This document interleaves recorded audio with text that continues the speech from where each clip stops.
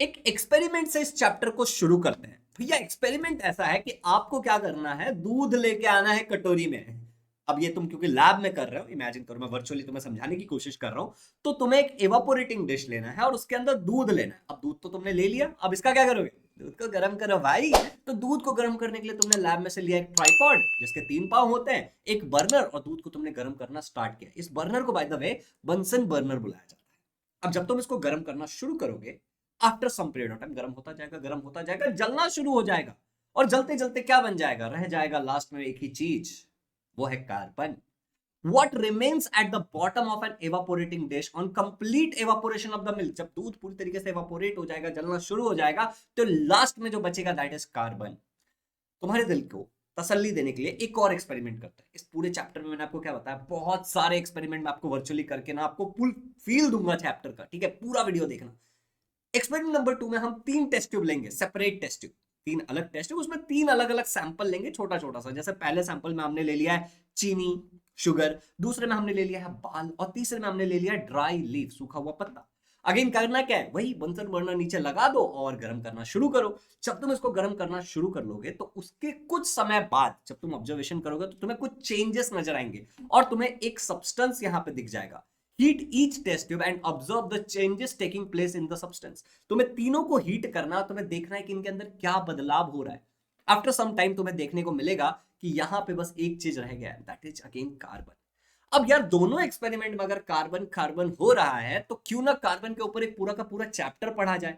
Learners, chapter number 13 अगर आप देखोगे, carbon an important element, carbon एक बहुत इंपॉर्टेंट एलिमेंट है, इसके ऊपर है।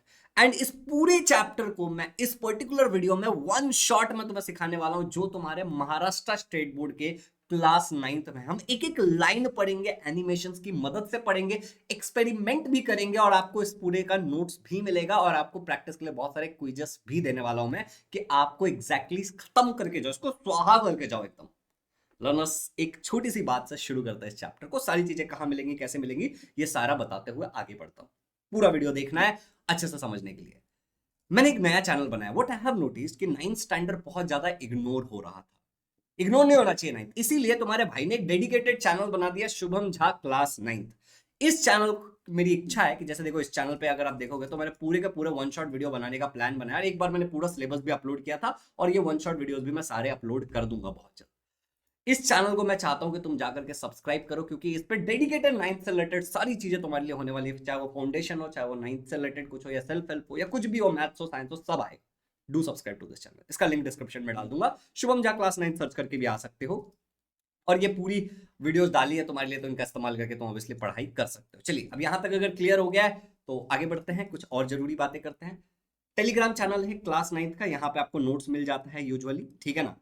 अगर यहाँ पे आपको नोट्स नहीं मिलता, कई सारे लोगों को ढूंढने में तकलीफ होती है क्योंकि मैसेज पे मैसेज जाता रह जाता है, तो you can go to our application. ये हमारा एप्लीकेशन है। आपको प्ले स्टोर पे जाना है लर्नर्स। प्ले स्टोर में दिखा देता हूँ कैसे जाओगे। आप प्ले स्टोर पे आप जाओगे और आप ऐसे सर्च करोगे इजी लर्निंग का एप्लीकेशन प्ले स्टोर पे। So this is the application. इसको जैसे आप डाउनलोड कर लोगे, इंस्टॉल कर लोगे, तो कुछ इस प्रकार का आपके पास सिचुएशन होगा। लॉगिन वगैरह करने के बाद वहां पे आपको एक फ्री मटेरियल करके एक ऑप्शन दिखेगा। इस फ्री मटेरियल के अंदर क्लास 9 का एक फोल्डर होगा, वहां पे आपको सारे नोट्स मिल जाएंगे अरेंज्ड फॉर्मेट में। तो जाके वहां से नोट्स ले सकते हो और इसको हैंडी रख सकते हो। एंड अब हम आगे बढ़ते हैं। नोट्स वाली बात हो गई। एक व्हाट्सएप चैनल है, अगर सारे अपडेट चाहिए तो उसको ज्वाइन कर लेना। सब खत्म, आई मीन टू से सारी इंफॉर्मेशन वाली बातें खत्म। क्योंकि क्या होता है, बाद में बच्चे कमेंट्स में पूछते हैं कि भैया ये कहाँ है, वो कहाँ है, ये कहाँ है, वो कहाँ है। तो चलो शुरू करते हैं भाई, आगे बढ़ते हैं, ठीक है ना? अभी देखो यहाँ पे ध्यान से देखो कि भैया हमें एप्लीकेशन डाउनलोड कर लिया, हमने नोट्स ले लिया, पढ़ा भी तो दो, तो लो पढ़ाने वाली चीजें ले लो। Carbon and important non metallic element. समझो कार्बन क्या है, एक नॉन मेटालिक एलिमेंट है। मतलब भैया कार्बन क्या है? कार्बन एक नॉन मेटल है। प्लीज एक बात याद रखना, ये बहुत इंपॉर्टेंट चीज है कि कार्बन एक नॉन मेटल है। The element carbon is available एबेडेंटली। Carbon बहुत ज्यादा है, इस शब्द का मतलब होता है कि बहुत ज्यादा क्वांटिटी में अवेलेबल है। कहां पे? नेचर में। And it occurs in free as well as in combined state. हम क्या पढ़ रहे हैं भैया? अभी हम पढ़ रहे हैं कार्बन के बारे में, फिर हम उसके ऑकरेंस के बारे में पढ़ेंगे, फिर प्रॉपर्टी, फिर यूजेस, फिर non crystalline amorphous form, crystalline amorphous force, covalent bond, hydrocarbons. ये सारे पॉइंट्स हम डिस्कस करने वाले हैं इस चैप्टर के अंदर, तो लंबा चैप्टर रहने वाला है, ठीक है? तो भैया ये कंबाइंड स्टेट में मिलता है, फ्री स्टेट में मिलता है। भैया कंबाइंड स्टेट मतलब क्या होता है और ये फ्री स्टेट का मतलब क्या होता है, जरा बताना मुझे। अरे सुन क्या होता है, देख, इमेजिन कर कि कार्बन अकेला है, इसको बोलेंगे फ्री स्टेट, अकेला हूं, फ्री हूं। कंबाइंड स्टेट, कार्बन किसी के साथ है, समझ रहा है, कार्बन किसी के साथ है। कंबाइंड स्टेट, कंपाउंड है, मिक्सचर है, समझ रहा है, देखो बात समझा, चल आगे बढ़। अभी देख कुछ टेक्स्ट बुक में जरूरी चीजें, स्क्रीनशॉट बाद में दिखाऊंगा, पहले जानकारी दे ले, जानकारी आई मीन टू ले ले भाई, ले ले, क्या है जानकारी। कार्बन को हम लोग सी लेटर से दिखाते हैं, बात नंबर एक। बात नंबर दो, कार्बन का एटॉमिक नंबर 6 है। भैया एटॉमिक नंबर मतलब क्या होता है, तुझे पता होना चाहिए, 8 स्टैंडर्ड पढ़ के आया ना बेटा, नहीं पता है तो सुन, एटॉमिक नंबर मतलब होता है number of, okay, number of protons. भैया नंबर ऑफ इलेक्ट्रॉन्स भी पढ़ा था, हाँ वो भी, बट न्यूट्रल एटम होना चाहिए। अभी तो इतना याद रख लेना, नंबर ऑफ प्रोटॉन्स, ठीक है ना, चल मार एकदम। अच्छा, उसके बाद एटॉमिक मास क्या होता है, number of protons plus neutron. Atomic number को कैसे रिप्रेजेंट करते हैं, जेड लेटर से। एन कैसे होता है, एन ऐसा होता है ना, उसको थोड़ा सा घुमा दे, जेड लेटर से एटॉमिक नंबर को रिप्रेजेंट करते हैं, ठीक है ना। एटॉमिक मास को कैसे रिप्रेजेंट करते हैं, ए लेटर से, याद रखेगा, सिंबल सी, एटॉमिक नंबर 6 और एटॉमिक मास 12। अब एक और बात सुन, एक और बात सुन, इलेक्ट्रॉनिक कॉन्फ़िगरेशन होता है 2,4। भैया इलेक्ट्रॉनिक कॉन्फ़िगरेशन मतलब क्या होता है, इलेक्ट्रॉन्स कैसे डिस्ट्रीब्यूटेड है। जैसे देखिए कार्बन है, पहले शेल में 2 इलेक्ट्रॉन्स, दूसरे सेल में 4 इलेक्ट्रॉन, समझा। तो ये होता है इलेक्ट्रॉनिक कॉन्फ़िगरेशन की, इलेक्ट्रॉन्स डिस्ट्रीब्यूटेड कैसे है कार्बन में। ओके, लास्ट बात, वैलेंसी इसकी होती है 4। ये सारी बातें तेरे टेक्स्ट बुक में ऐसे लिखी हुई हैं, एक स्क्रीनशॉट लगा दिया है, हर एक चीज जो टेक्स्ट बुक में, मैं भाई तुम्हारा सब कुछ पढ़ा रहा है, ठीक है ना, हर एक स्क्रीनशॉट नहीं दिखाऊंगा लेकिन सब कुछ पढ़ाऊंगा, ट्रस्ट मी, बाद में टेक्स्ट बुक रीड करके देख लेना भाई। तो symbol is C, atomic number is 6। Atomic number मतलब क्या होता है बेटा, नंबर ऑफ प्रोटॉन्स, अभी तुझे बताया था, याद कर। एटॉमिक मास इज 12, ये क्या होता है, ए से रिप्रेजेंट करते हैं प्रोटॉन प्लस न्यूट्रॉन, थोड़ा सा रिवीजन करा रहा हूं। इलेक्ट्रॉनिक कॉन्फ़िगरेशन मतलब distribution of electrons around the nucleus. Valency मतलब होता है combining capacity, which is 4, last में कितने थे, 4 थे, ठीक है। और ये एक नॉन मेटालिक एलिमेंट है, क्लियर हो गया। सॉरी सॉरी, आगे बढ़ते हैं, थोड़ा जोश में आ जाता हूं कभी। Compounds obtained directly or indirectly from plants and animals are called as organic compound। Line का मतलब क्या भैया, अगर तू डायरेक्टली प्लांट या फिर एनिमल से, जैसे अपन गए एक पत्ते को तोड़ के लाए, एक डाल तोड़ के लाए, रूट्स तोड़ के लाए प्लांट से, या फिर डायरेक्टली एनिमल से मिल रहा है कोई ऑयल या फिर कुछ और, तो उसको अपन ऑर्गेनिक कंपाउंड बोलते हैं। क्या बोलते हैं उसका अपन, ऑर्गेनिक कंपाउंड। ऑर्गेनिक कंपाउंड जो होता है वो प्लांट्स और एनिमल से आता है। सो सब्सटेंस लाइक ऑयल, जो ऑयल, तेल, तेल, ठीक है ना, शुगर, चीनी, घी, शुगर कहां से आता है बेटा, शुगर कहां से आता है बता, शुगर कहां से आता है, शुगर केन से आता है, शुगर केन का एक प्लांट है। घी, घी कहां से आता है, दूध से आता है, दूध कहां से आता है, एनिमल से आता है, ठीक है ना। कॉटन प्लांट से आता है। LPG, vinegar etcetera all organic compound. तुम बोलोगे कैसे, आप सर्च करो कैसे, बाकी अगर सवाल है तो नीचे कमेंट्स में डालो, रिप्लाई। चलिए आगे बढ़ते हैं, मैंने तुम्हें ऐसा समझाया ऊपर की लाइन में। कार्बन जो है उसको इनऑर्गेनिक वाला क्या फंडा है, ऑर्गेनिक वाला तो भैया समझ गया प्लांट्स और एनिमल से आ रहा है, इनऑर्गेनिक वाला क्या फंडा है, कंपाउंड्स ऑब्टेन्ड फ्रॉम मिनरल्स। भैया मिनरल क्या होता है भैया, substance like common salt, copper sulphate etcetera all are inorganic compound. अब देख मेरी बात ध्यान से सुन, आगे अपन बढ़ते हैं, लेकिन ध्यान से, मिनरल्स कैसे बोलते हैं तू, कि मेरे अंदर मिनरल्स एंड वाइटामिन्स आएगा। तो वाइटामिन तो तुझे पता है, A B C D E के B12 एंड ऑल। मिनरल्स क्या होता है भाई, मिनरल्स क्या होता है, मिनरल्स होता है मेरे बच्चे आयरन। इसके अंदर आयरन की कमी है, इसके अंदर आयरन जाता है, ब्लड में आयरन होना चाहिए। कैल्शियम, कैल्शियम ना हो तो हड्डियां कमजोर हो जाती है, ये मिनरल्स होते हैं। तो इनऑर्गेनिक कंपाउंड क्या है, इस टाइप की जो चीजें होती है ना, जो जमीन के अंदर से मिल रही है, अर्थ क्रस्ट से मिल रही है, उसको अपन बोल सकते हैं एक तरीके से इनऑर्गेनिक। एक बेसिक अंडरस्टैंडिंग के लिए बता रहा हूं, बाकी अपन डिटेल में बहुत घुस करके पढ़ सकते हैं। और बाय द वे बहुत सारी चीजें आगे जो बताने वाला हूं वो बहुत जानकारी इंपॉर्टेंट है। चलो आगे बढ़ते हैं। अगर अपन कार्बन की बात करें तो carbon is the common and important constituent of food stock. भैया कार्बन के ऊपर पूरा चैप्टर क्यों पढ़ा रहे हो, अरे खाने के अंदर कार्बन है, अभी खत्म नहीं हुआ, सुन मेरी बात सुन। कार्बन जो है वो फ्यूल्स के अंदर भी है। फ्यूल मतलब भैया वही अपना केरोसिन, पेट्रोल, डीजल, सीएनजी वगैरह, भैया उसके अंदर भी कार्बन है। हाँ भाई उसके अंदर भी कार्बन है। दवाइयां जो तू खाता है ना, मेडिसिन वगैरह जो तू खाता है, उसके अंदर भी कार्बन है। इनफैक्ट जो तू कपड़े पहन रहा है उसके अंदर भी कार्बन। और मेरे बच्चे सुन, तेरे अंदर डीएनए है ना, तेरे अंदर आरएनए है ना, उसके अंदर भी कार्बन है। देख तेरे टेक्स्ट बुक में क्या लिखा है कि carbon is the main element even in cellular DNA. Cell के अंदर जो डीएनए होता है, सेल के अंदर जो आरएनए होता है, life process part, life process के अंदर पढ़ेंगे अपन इसके बारे में, ठीक है ना। Transfer of heredity characters from one generation to next, इसके अंदर भी कार्बन है। डीएनए आरएनए जो हेल्प करता है इस चीज में, उसके अंदर भी कार्बन है। इनफैक्ट एक फैक्ट वाली बात बताऊं जो तेरे टेक्स्ट बुक में ऐसा एक डब्बे के अंदर लिखा अबाउट द साइंटिस्ट, सुन मेरी बात ध्यान सुन। जर्मन केमिस्ट थे जो केमिस्ट्री वगैरह से रिलेटेड स्टडी करते हैं। इनका नाम था होलर। इन्होंने सिंथेसाइज किया था, इन द सेंस बनाया था उस चीज का इस्तेमाल करके ऑर्गेनिक कंपाउंड यूरिया। तो यूरिया क्या है, अगर मैं तो सवाल पूछता हूं कि यूरिया क्या है, तो तू जवाब क्या देगा, ऑर्गेनिक कंपाउंड है। ओके, तो यूरिया बनाया था from an inorganic compound ammonium cyanide. मतलब एक इनऑर्गेनिक कंपाउंड से ऑर्गेनिक कंपाउंड बनाया था यूरिया। इनऑर्गेनिक क्या था, अमोनियम साइनाइड। ऑर्गेनिक क्या था, यूरिया। इनऑर्गेनिक से ऑर्गेनिक बनाया, समझ रहा है। एवर सिंस, उसके बाद से many organic compound has been made from inorganic compound. उसके बाद से बहुत सारे इनऑर्गेनिक कंपाउंड बनाए गए, किससे, ऑर्गेनिक कंपाउंड, सॉरी, बहुत सारे ऑर्गेनिक कंपाउंड बनाए गए, किससे, इनऑर्गेनिक कंपाउंड से। समझा क्या? ओके, ध्यान से सुन। Carbon was found to be the main element in all this compound. Carbon हर एक कंपाउंड के अंदर एक मेन एलिमेंट का रोल प्ले कर रहा था, इसीलिए hence organic chemistry is also referred as chemistry of carbon compound। तो organic compounds अगर है ना, तो उसमें मेनली कार्बन प्रेजेंट रहता है। तो सवाल ऐसा पूछा जा सकता है, गिव साइंटिफिक रीजन कि organic chemistry is also referred as chemistry of carbon compound. तो तुम वो यूरिया वाली कहानी से शुरू करोगे और ये 3-4 लाइन लिखोगे, तुम्हारा काम बढ़िया हो जाएगा। अमोनियम साइनाइड ये है, इसका फॉर्मूला देख ले, NH4 प्लस CnO3 माइनस। ये अमोनियम साइनाइड का फॉर्मूला है। इससे बनाया था यूरिया, जिसका फॉर्मूला है हीट करने के बाद यूरिया बना था, विच इज NH2CONH2। ये यूरिया का फॉर्मूला है। क्लियर हो गया? तो एकदम डिटेल में तुझे भाई साहब सब कुछ बताया मैंने।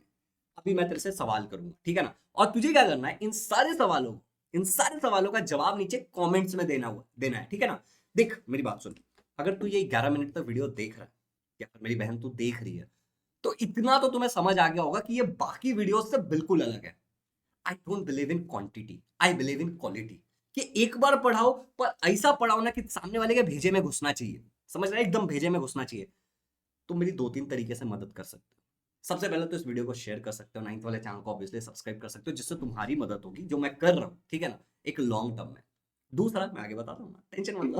ओके चलो आगे बढ़ते हैं, और तुम्हारी भी मदद होने वाली है ऑब्वियसली, ठीक है। तो हाँ, मैं एक पॉइंट और बोलने वाला था कि दूसरा ये भी इंपॉर्टेंट है कि जो मैं क्वेश्चन तुमसे पूछूंगा, तुम अगर सच में सीखना चाहते हो, तो जो जो सवाल मैं पूछूंगा उसके नीचे कमेंट्स में जवाब देना, ठीक है ना?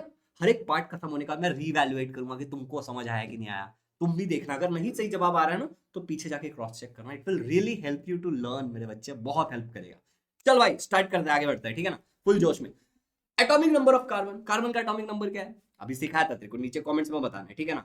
वैलेंसी ऑफ कार्बन क्या है, सिखाया था देखो, नीचे कमेंट्स में जवाब देना है। कैसे जवाब देगा भैया, कैसे जवाब दूंगा मैं, सुन। ऐसा लिखेगा, क्वेश्चन नंबर 2 देख ले बेटा, और उसका आंसर ले ले, तूने 6 लिख दिया, तो ये तुम्हारा आंसर, इस तरीके से लिखेगा, ठीक है ना। Next, dash is an inorganic compound, ghee, common salt, LPG, vinegar, क्या है जल्दी बताओ। ओके, अभी दूर मेरी आई विंडो से, अभी सुन, ठीक है ना।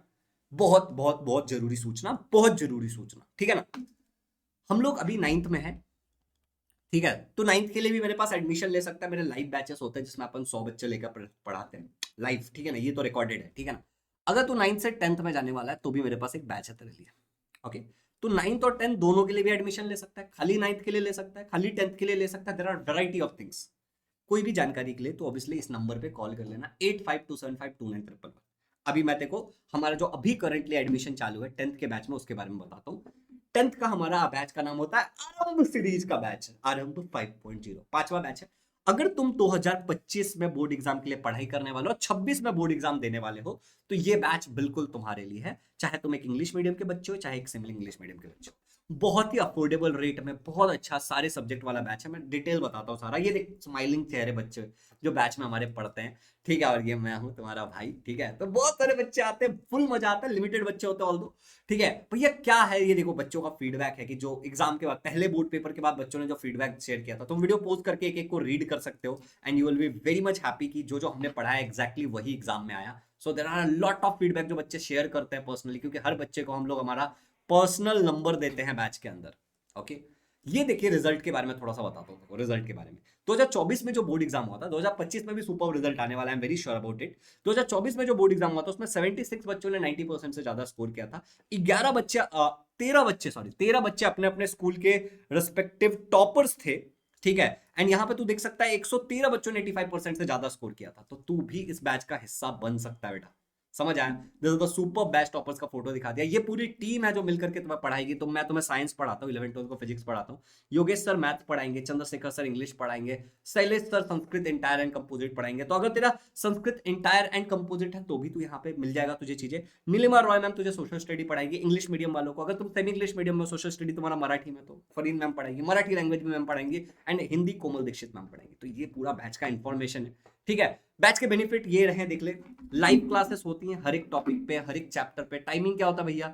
7:45 PM टू 8:45 PM शाम को है ये, इवनिंग में। एंड दूसरा क्लास कब होता है भैया? 9 PM टू 10 PM। 2 क्लासेस होते हैं डेली, ठीक है ना। तो 2 क्लासेस लाइव होती हैं, मंडे टू फ्राइडे, सैटरडे, और हर संडे को हम सब्जेक्टिव टेस्ट लेते हैं। पूरा सिलेबस पढ़ाएंगे, 2 बार पढ़ाएंगे इनफैक्ट, ठीक है ना। मोबाइल पीसी टैबलेट कहीं से भी ज्वाइन कर सकते हो। हर एक क्लास की रिकॉर्डिंग अवेलेबल रहेगी, chapter wise doubt clearing session मिलेगा, लाइव रिवीजन होता है एग्जाम से पहले, पर्सनल मेंटरशिप मिलेगा मेरे द्वारा। इसके अलावा ना टेस्ट सीरीज मिलेगी, ऑब्जेक्टिव सब्जेक्टिव दोनों, ठीक है। तुम सब्जेक्टिव टेस्ट जिसमें पेपर लिख करके तुम देते हो और मैं चेक करके दूंगा, और ऑब्जेक्टिव टेस्ट वो MCQ वाला, ठीक है ना। पहले 100 बच्चों के लिए एक ऑफर सुन लो, तुम कॉल करके कोई भी प्रश्न हो ना, तुम उसके लिए कॉल करके डेफिनेटली पता करना। पहले 100 बच्चों के लिए एक ऑफर है कि अगर तुम एडमिशन लेते हो आरंभ 5.0 में, तो तुमको 10,000 रुपीज में मिल जाएगा, 60% ऑफ मिल जाएगा। Don't worry. अभी एक चीज और बता रहा हूँ, और अगर तुम एप्लीकेशन पे जाते हो और तुमको ये कूपन कोड दिखता है या फिर कोई भी कूपन कोड दिखता है, डेफिनेटली उसको लगा के फट से ले लेना। तो जैसे अभी फर्स्ट 100 स्टूडेंट के लिए हमने कूपन कोड डाला है, ये लगाते ही आपका प्राइस इवन 9,000 रुपीज हो जाएगा। All subject, subjective test, recording, test series, सब कुछ जानकारी के लिए कॉल कर लेना नंबर पे, ठीक है। आप इस नंबर पे कॉल करके इंक्वायरी कर सकते हो, इस QR कोड पे भी पेमेंट कर सकते हो, डायरेक्ट एप्लीकेशन से भी कर सकते हो, ठीक है। बच्चे क्वेश्चन पूछते किसके लिए बैच है? बहुत सिंपल, महाराष्ट्र स्टेट बोर्ड के लिए बच्चों के लिए बैच है, जो क्लास 10th में बोर्ड एग्जाम देने वाले इंग्लिश इंग्लिश मीडियम के लिए। लाइव क्लासेस होंगी, रिकॉर्डेड होंगे, सारे क्लासेस लाइव होंगी, लाइव के बाद उसकी रिकॉर्डिंग भी रहेगी अवेलेबल। किधर होगा? ऐप पे होगा कि यूट्यूब पे होगा? तो देख, हमारे एप्लीकेशन पे होगा, हमारे ही वेबसाइट पे होगा। कुछ इस तरीके का होता है, ये यूट्यूब नहीं है, जूम नहीं है, कुछ नहीं है। यहाँ पे रेज हैंड का ऑप्शन है कि तू अपना बात करके डाउट पूछ सकता है, ठीक है। तो ये हमारे ही एप्लीकेशन पे होता है। फी कितना है? 9,000 रुपीज। ये तेरा पूरे साल का फी है। जो 9,000 रुपीज मैंने अभी बोला ना, ये पूरे साल का फी है। तो इसमें तुम एडमिशन ले सकते हो। बाकी कॉल करो ना, कोई भी प्रश्न है, मतलब डिपेंड करता है तुमने वीडियो कब देखा, तो इस नंबर पे कॉल करके पता कर लेना डेफिनेटली, ठीक है। अभी अगला जानकारी ये है कि ये हमारा नंबर है, इस नंबर पे तुम कॉल वगैरह करके अपनी इंक्वायरी वगैरह कर सकते हो, ठीक है ना। और ये ईमेल आईडी ऑफिशियल मेरा, तो इस पे भी डायरेक्ट मेल कर सकते हो। तो आई रियली होप कि तुमको बैच के बारे में सारी चीजें समझ आ गई होंगी। इस नंबर पे कॉल करके और जानकारी चाहिए तो ले लेना, मैं या फिर नीलिमा मैम कोई आपसे बात कर लेगा, ठीक है। एंड अब हम इस चैप्टर को आगे कंटिन्यू करेंगे।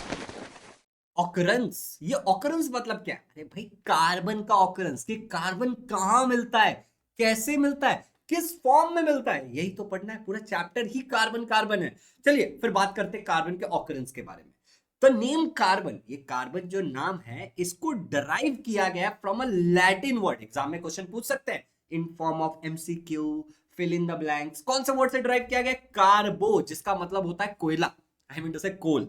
अच्छा, दूसरा, carbon is found in nature in free as well as compound state. मैंने बोला था ना, फ्री वाला मतलब खाली कार्बन, कंपाउंड वाला मतलब मैंने क्या बोला था? कार्बन डाइऑक्साइड, या फिर तुम मान लो कार्बोनेट के फॉर्म में, या फिर तुम मान लो सोडियम कार्बोनेट के फॉर्म में, कुछ भी कंपाउंड या मिक्सचर के फॉर्म में, ठीक है। Next, carbon in the free state is found as diamond, graphite and fullerenes. बताएंगे, इसके बारे में बात करेंगे आगे, डोंट वरी। तो डायमंड है हमारे पास, ग्रेफाइट है हमारे पास, and in the combined state, in the following state, carbon dioxide, जैसे कि मैंने आपको बोला कि कार्बन डाइऑक्साइड कंबाइंड स्टेट में है, जिसमें कार्बन के साथ कुछ और भी है, ठीक है ना। या फिर कुछ कार्बोनेट, जैसे कि यहाँ पे तुम देख सकते हो कैल्शियम कार्बोनेट, फॉर्मूला क्या होगा? CaCO3। या फिर तुम बोल सकते हो कैलामाइन, ZnCO3। कुछ कार्बोनेट्स के फॉर्म में हो सकता है, या फिर किसी भी फॉर्म में हो सकता है, बेसिकली समझ रहे हो, मतलब कंपाउंड या फिर मिक्सचर है कुल मिला के। फोसिल फ्यूल्स में भी आपको कार्बन देखने को मिलता है, जैसे कि कोयला जो फोसिल फ्यूल है, इसको जला के एनर्जी मिलता है ना हमें, तो इसके अंदर भी कार्बन होता है। इनफैक्ट पेट्रोलियम, जो डीजल पेट्रोल वगैरह होता है, इसके अंदर भी कार्बन होता है। कार्बनेशियस न्यूट्रिएंट्स, जैसे मैंने आपको बोला था ना कि न्यूट्रिएंट्स जो हम खाते हैं, कार्बोहाइड्रेट्स, जो चावल के अंदर, रोटी के अंदर हमें मिलता है कार्बोहाइड्रेट, ठीक है ना।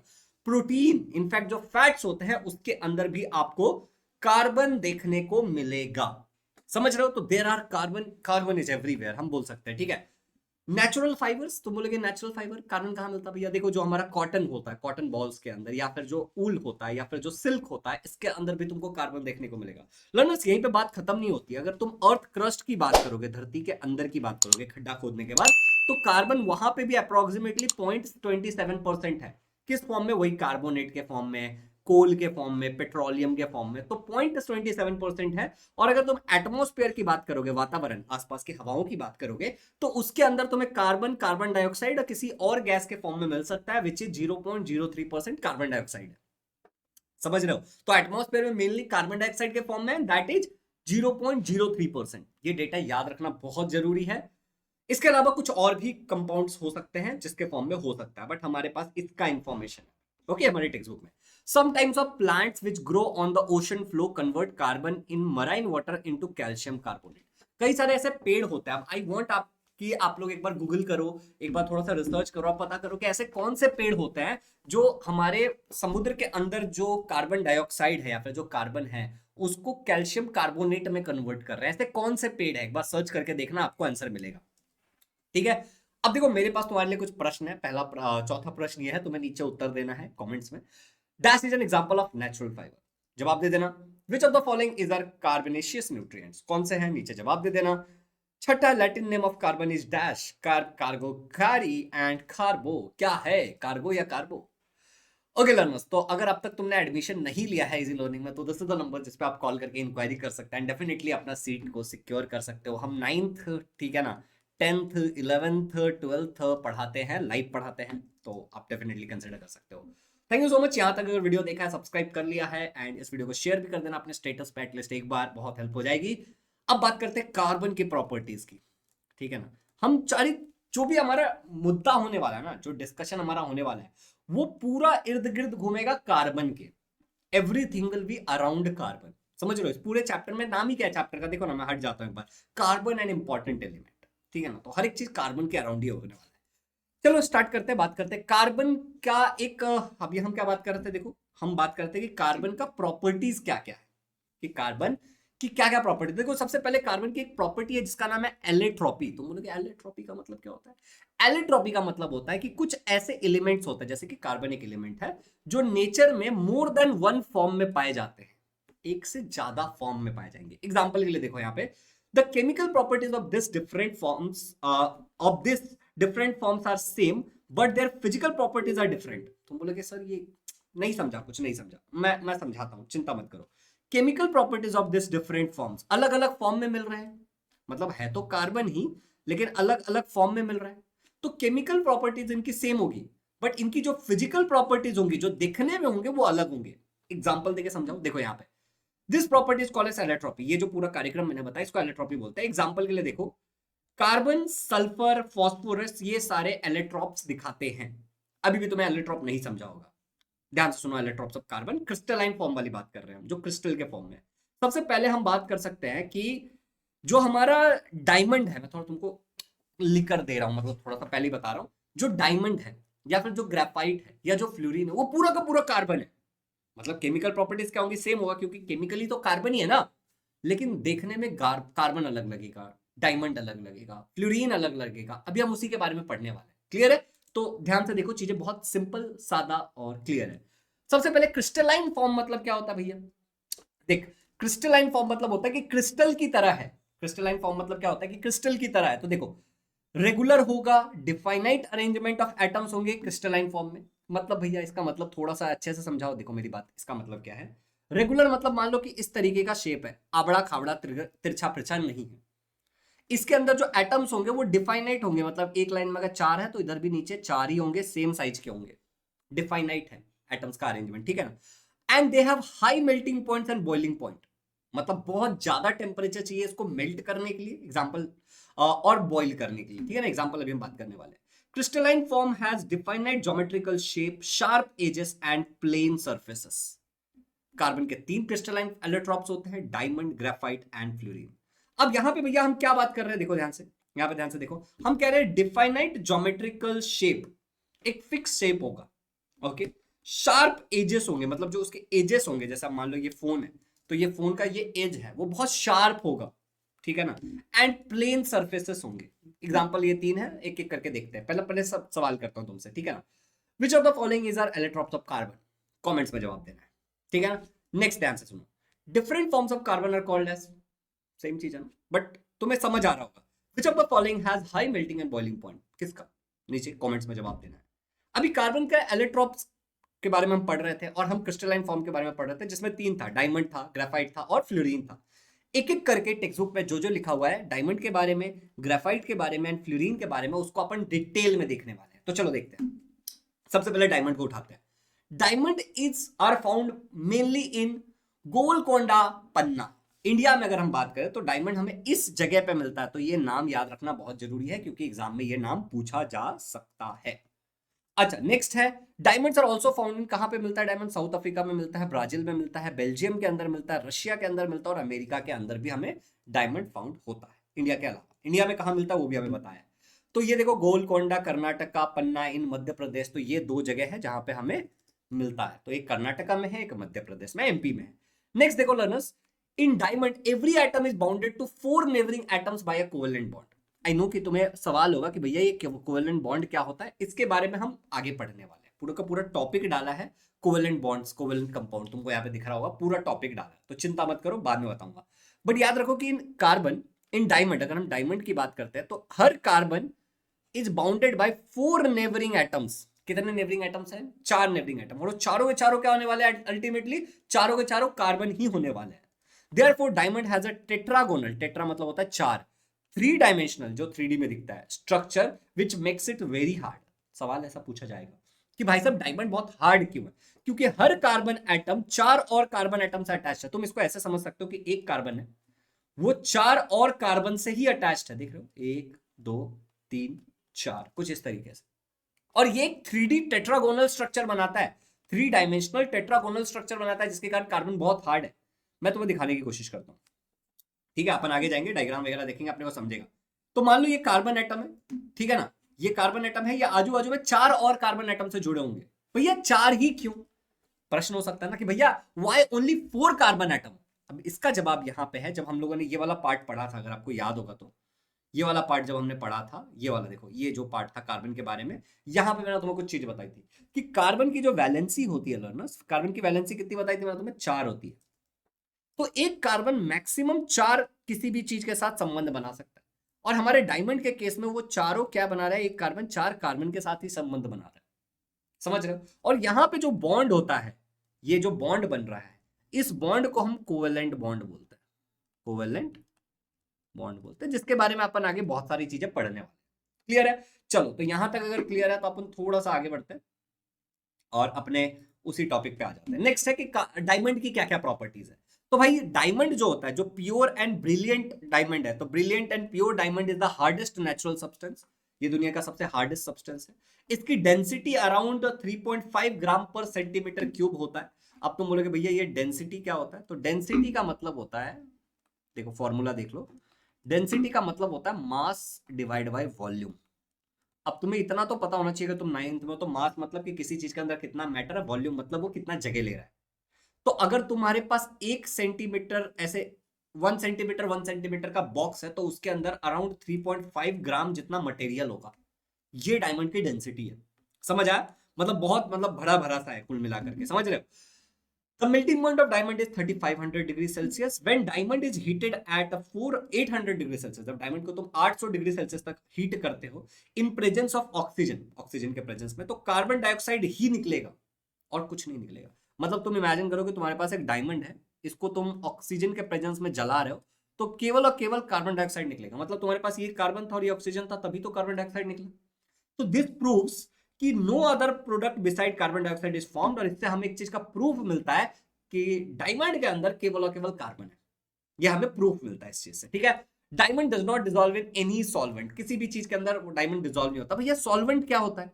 सुन, मान ले तेरे पास चीनी है, मैं तुम्हें कहता हूँ शरबत बनाने के लिए, तो चीनी को तूने क्या किया? पानी के अंदर डाल दिया। शुगर को तूने क्या कर दिया? वाटर के अंदर डाल दिया। ये तेरा क्या बन गया?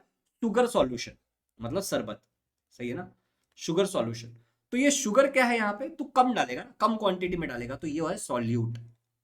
ओके, वाटर क्या है तेरा? ये ज्यादा रहेगा, तो इसको तू बोलेगा सॉल्वेंट, जिसके अंदर चीनी घुलने मिलने वाला। और ये क्या है तेरा? ये है तेरा सॉल्यूशन।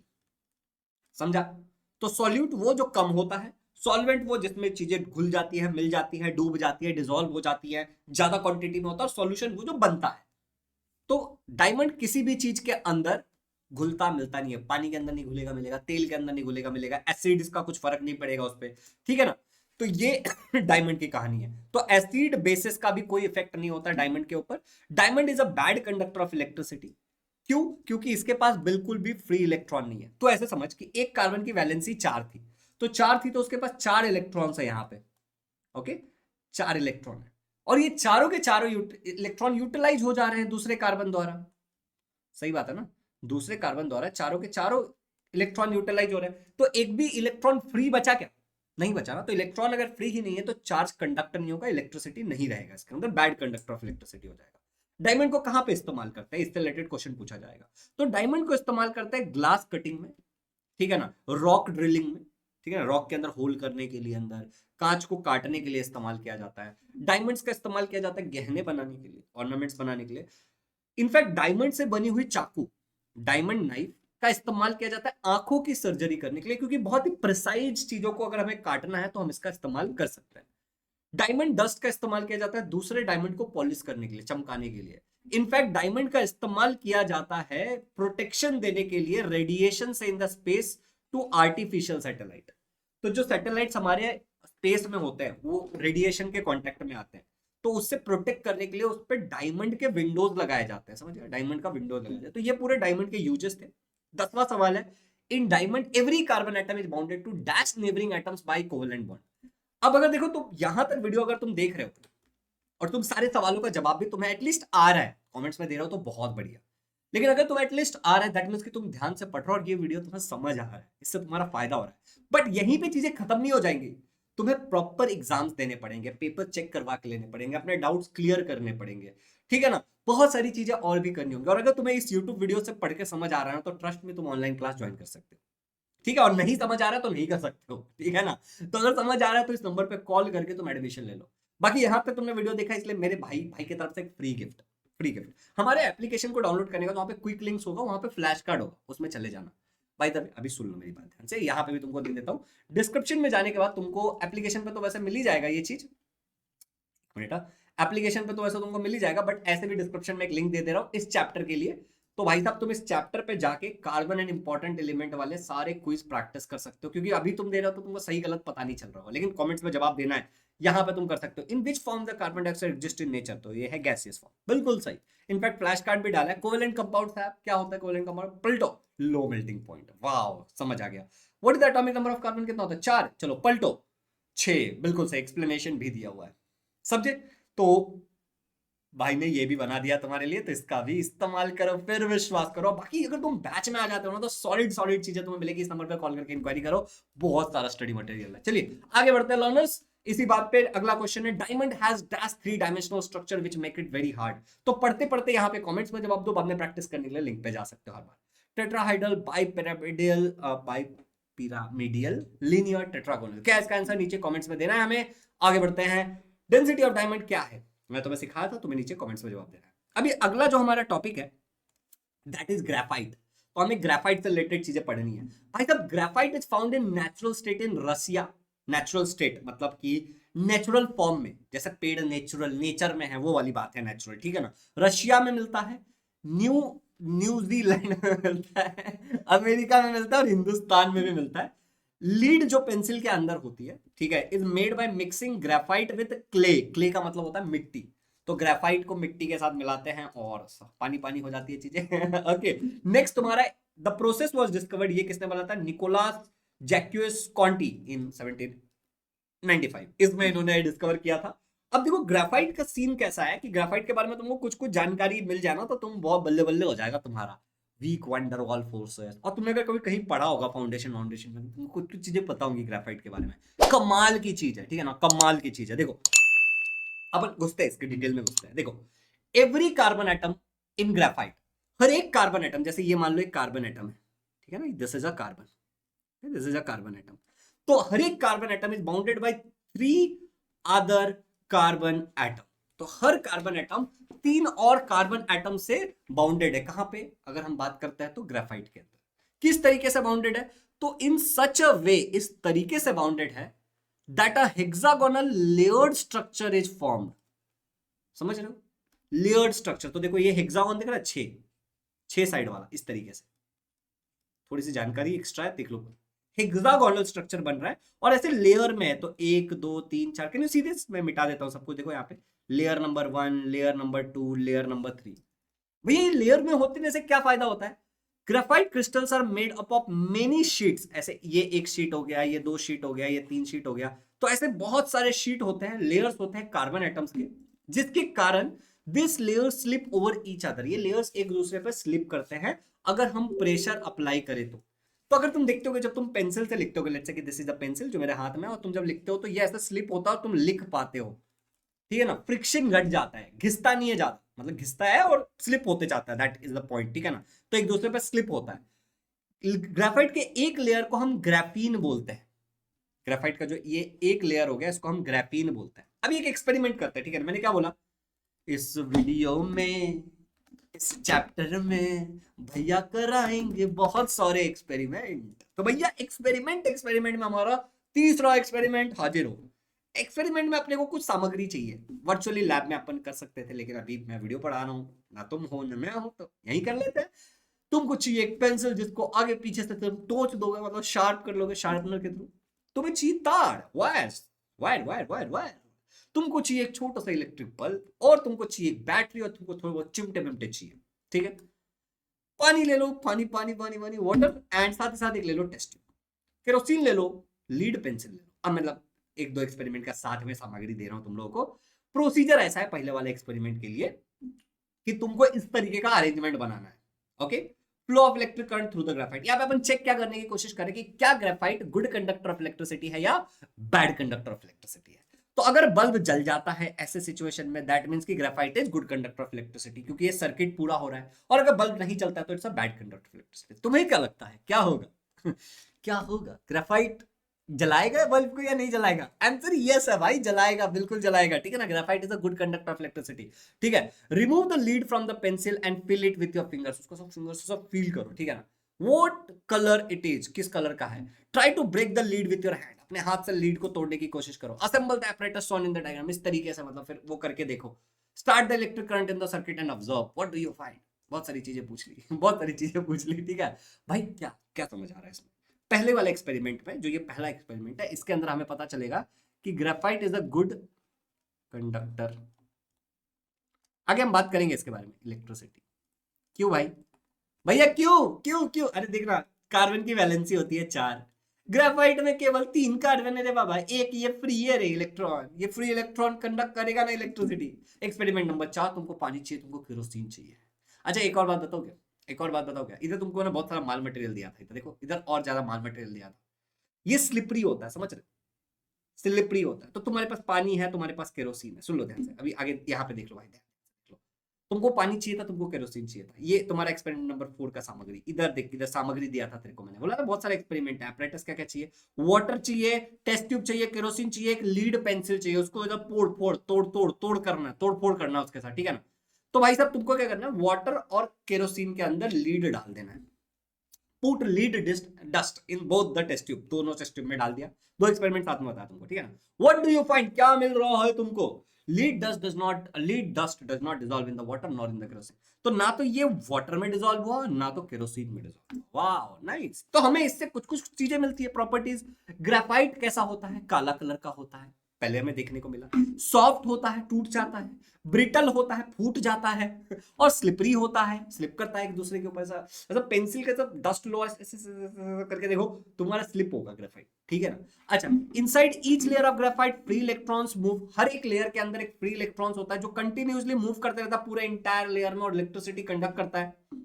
अच्छा, लेयर्ड स्ट्रक्चर के कारण ग्रेफाइट लिखने के भी काम आता है, पेंसिल के अंदर काम आ जाता है। और ग्रेफाइट की डेंसिटी इतनी है, डेंसिटी मैंने तुमको समझाया था, 1.9 to 2.3 gram per centimetre cube. अच्छा, ग्रेफाइट डिसॉल्व नहीं होता बहुत सारे सॉल्वेंट में। दैट मींस कि कुछ सॉल्वेंट्स ऐसे होंगे जिन सॉल्वेंट्स में ग्रेफाइट डिसॉल्व भी हो जाएगा। एक बार सर्च करो कि ये कौन से सॉल्वेंट्स हैं, नीचे कमेंट्स में बताओ। क्लियर है?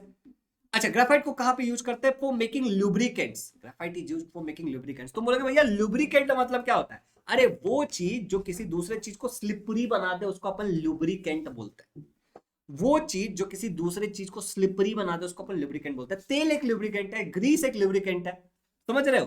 तो वो अच्छा, इसका इस्तेमाल करते हैं कार्बन इलेक्ट्रोड्स बनाने के लिए भी, क्योंकि ये इलेक्ट्रिसिटी कंडक्ट करता है, तो ये बैटरी वगैरह के अंदर डाला जाता है। ओके, जो हमारे इन्वर्टर वगैरह के बैटरी होते हैं तो उन बैटरीज वगैरह के अंदर डाला जाता है।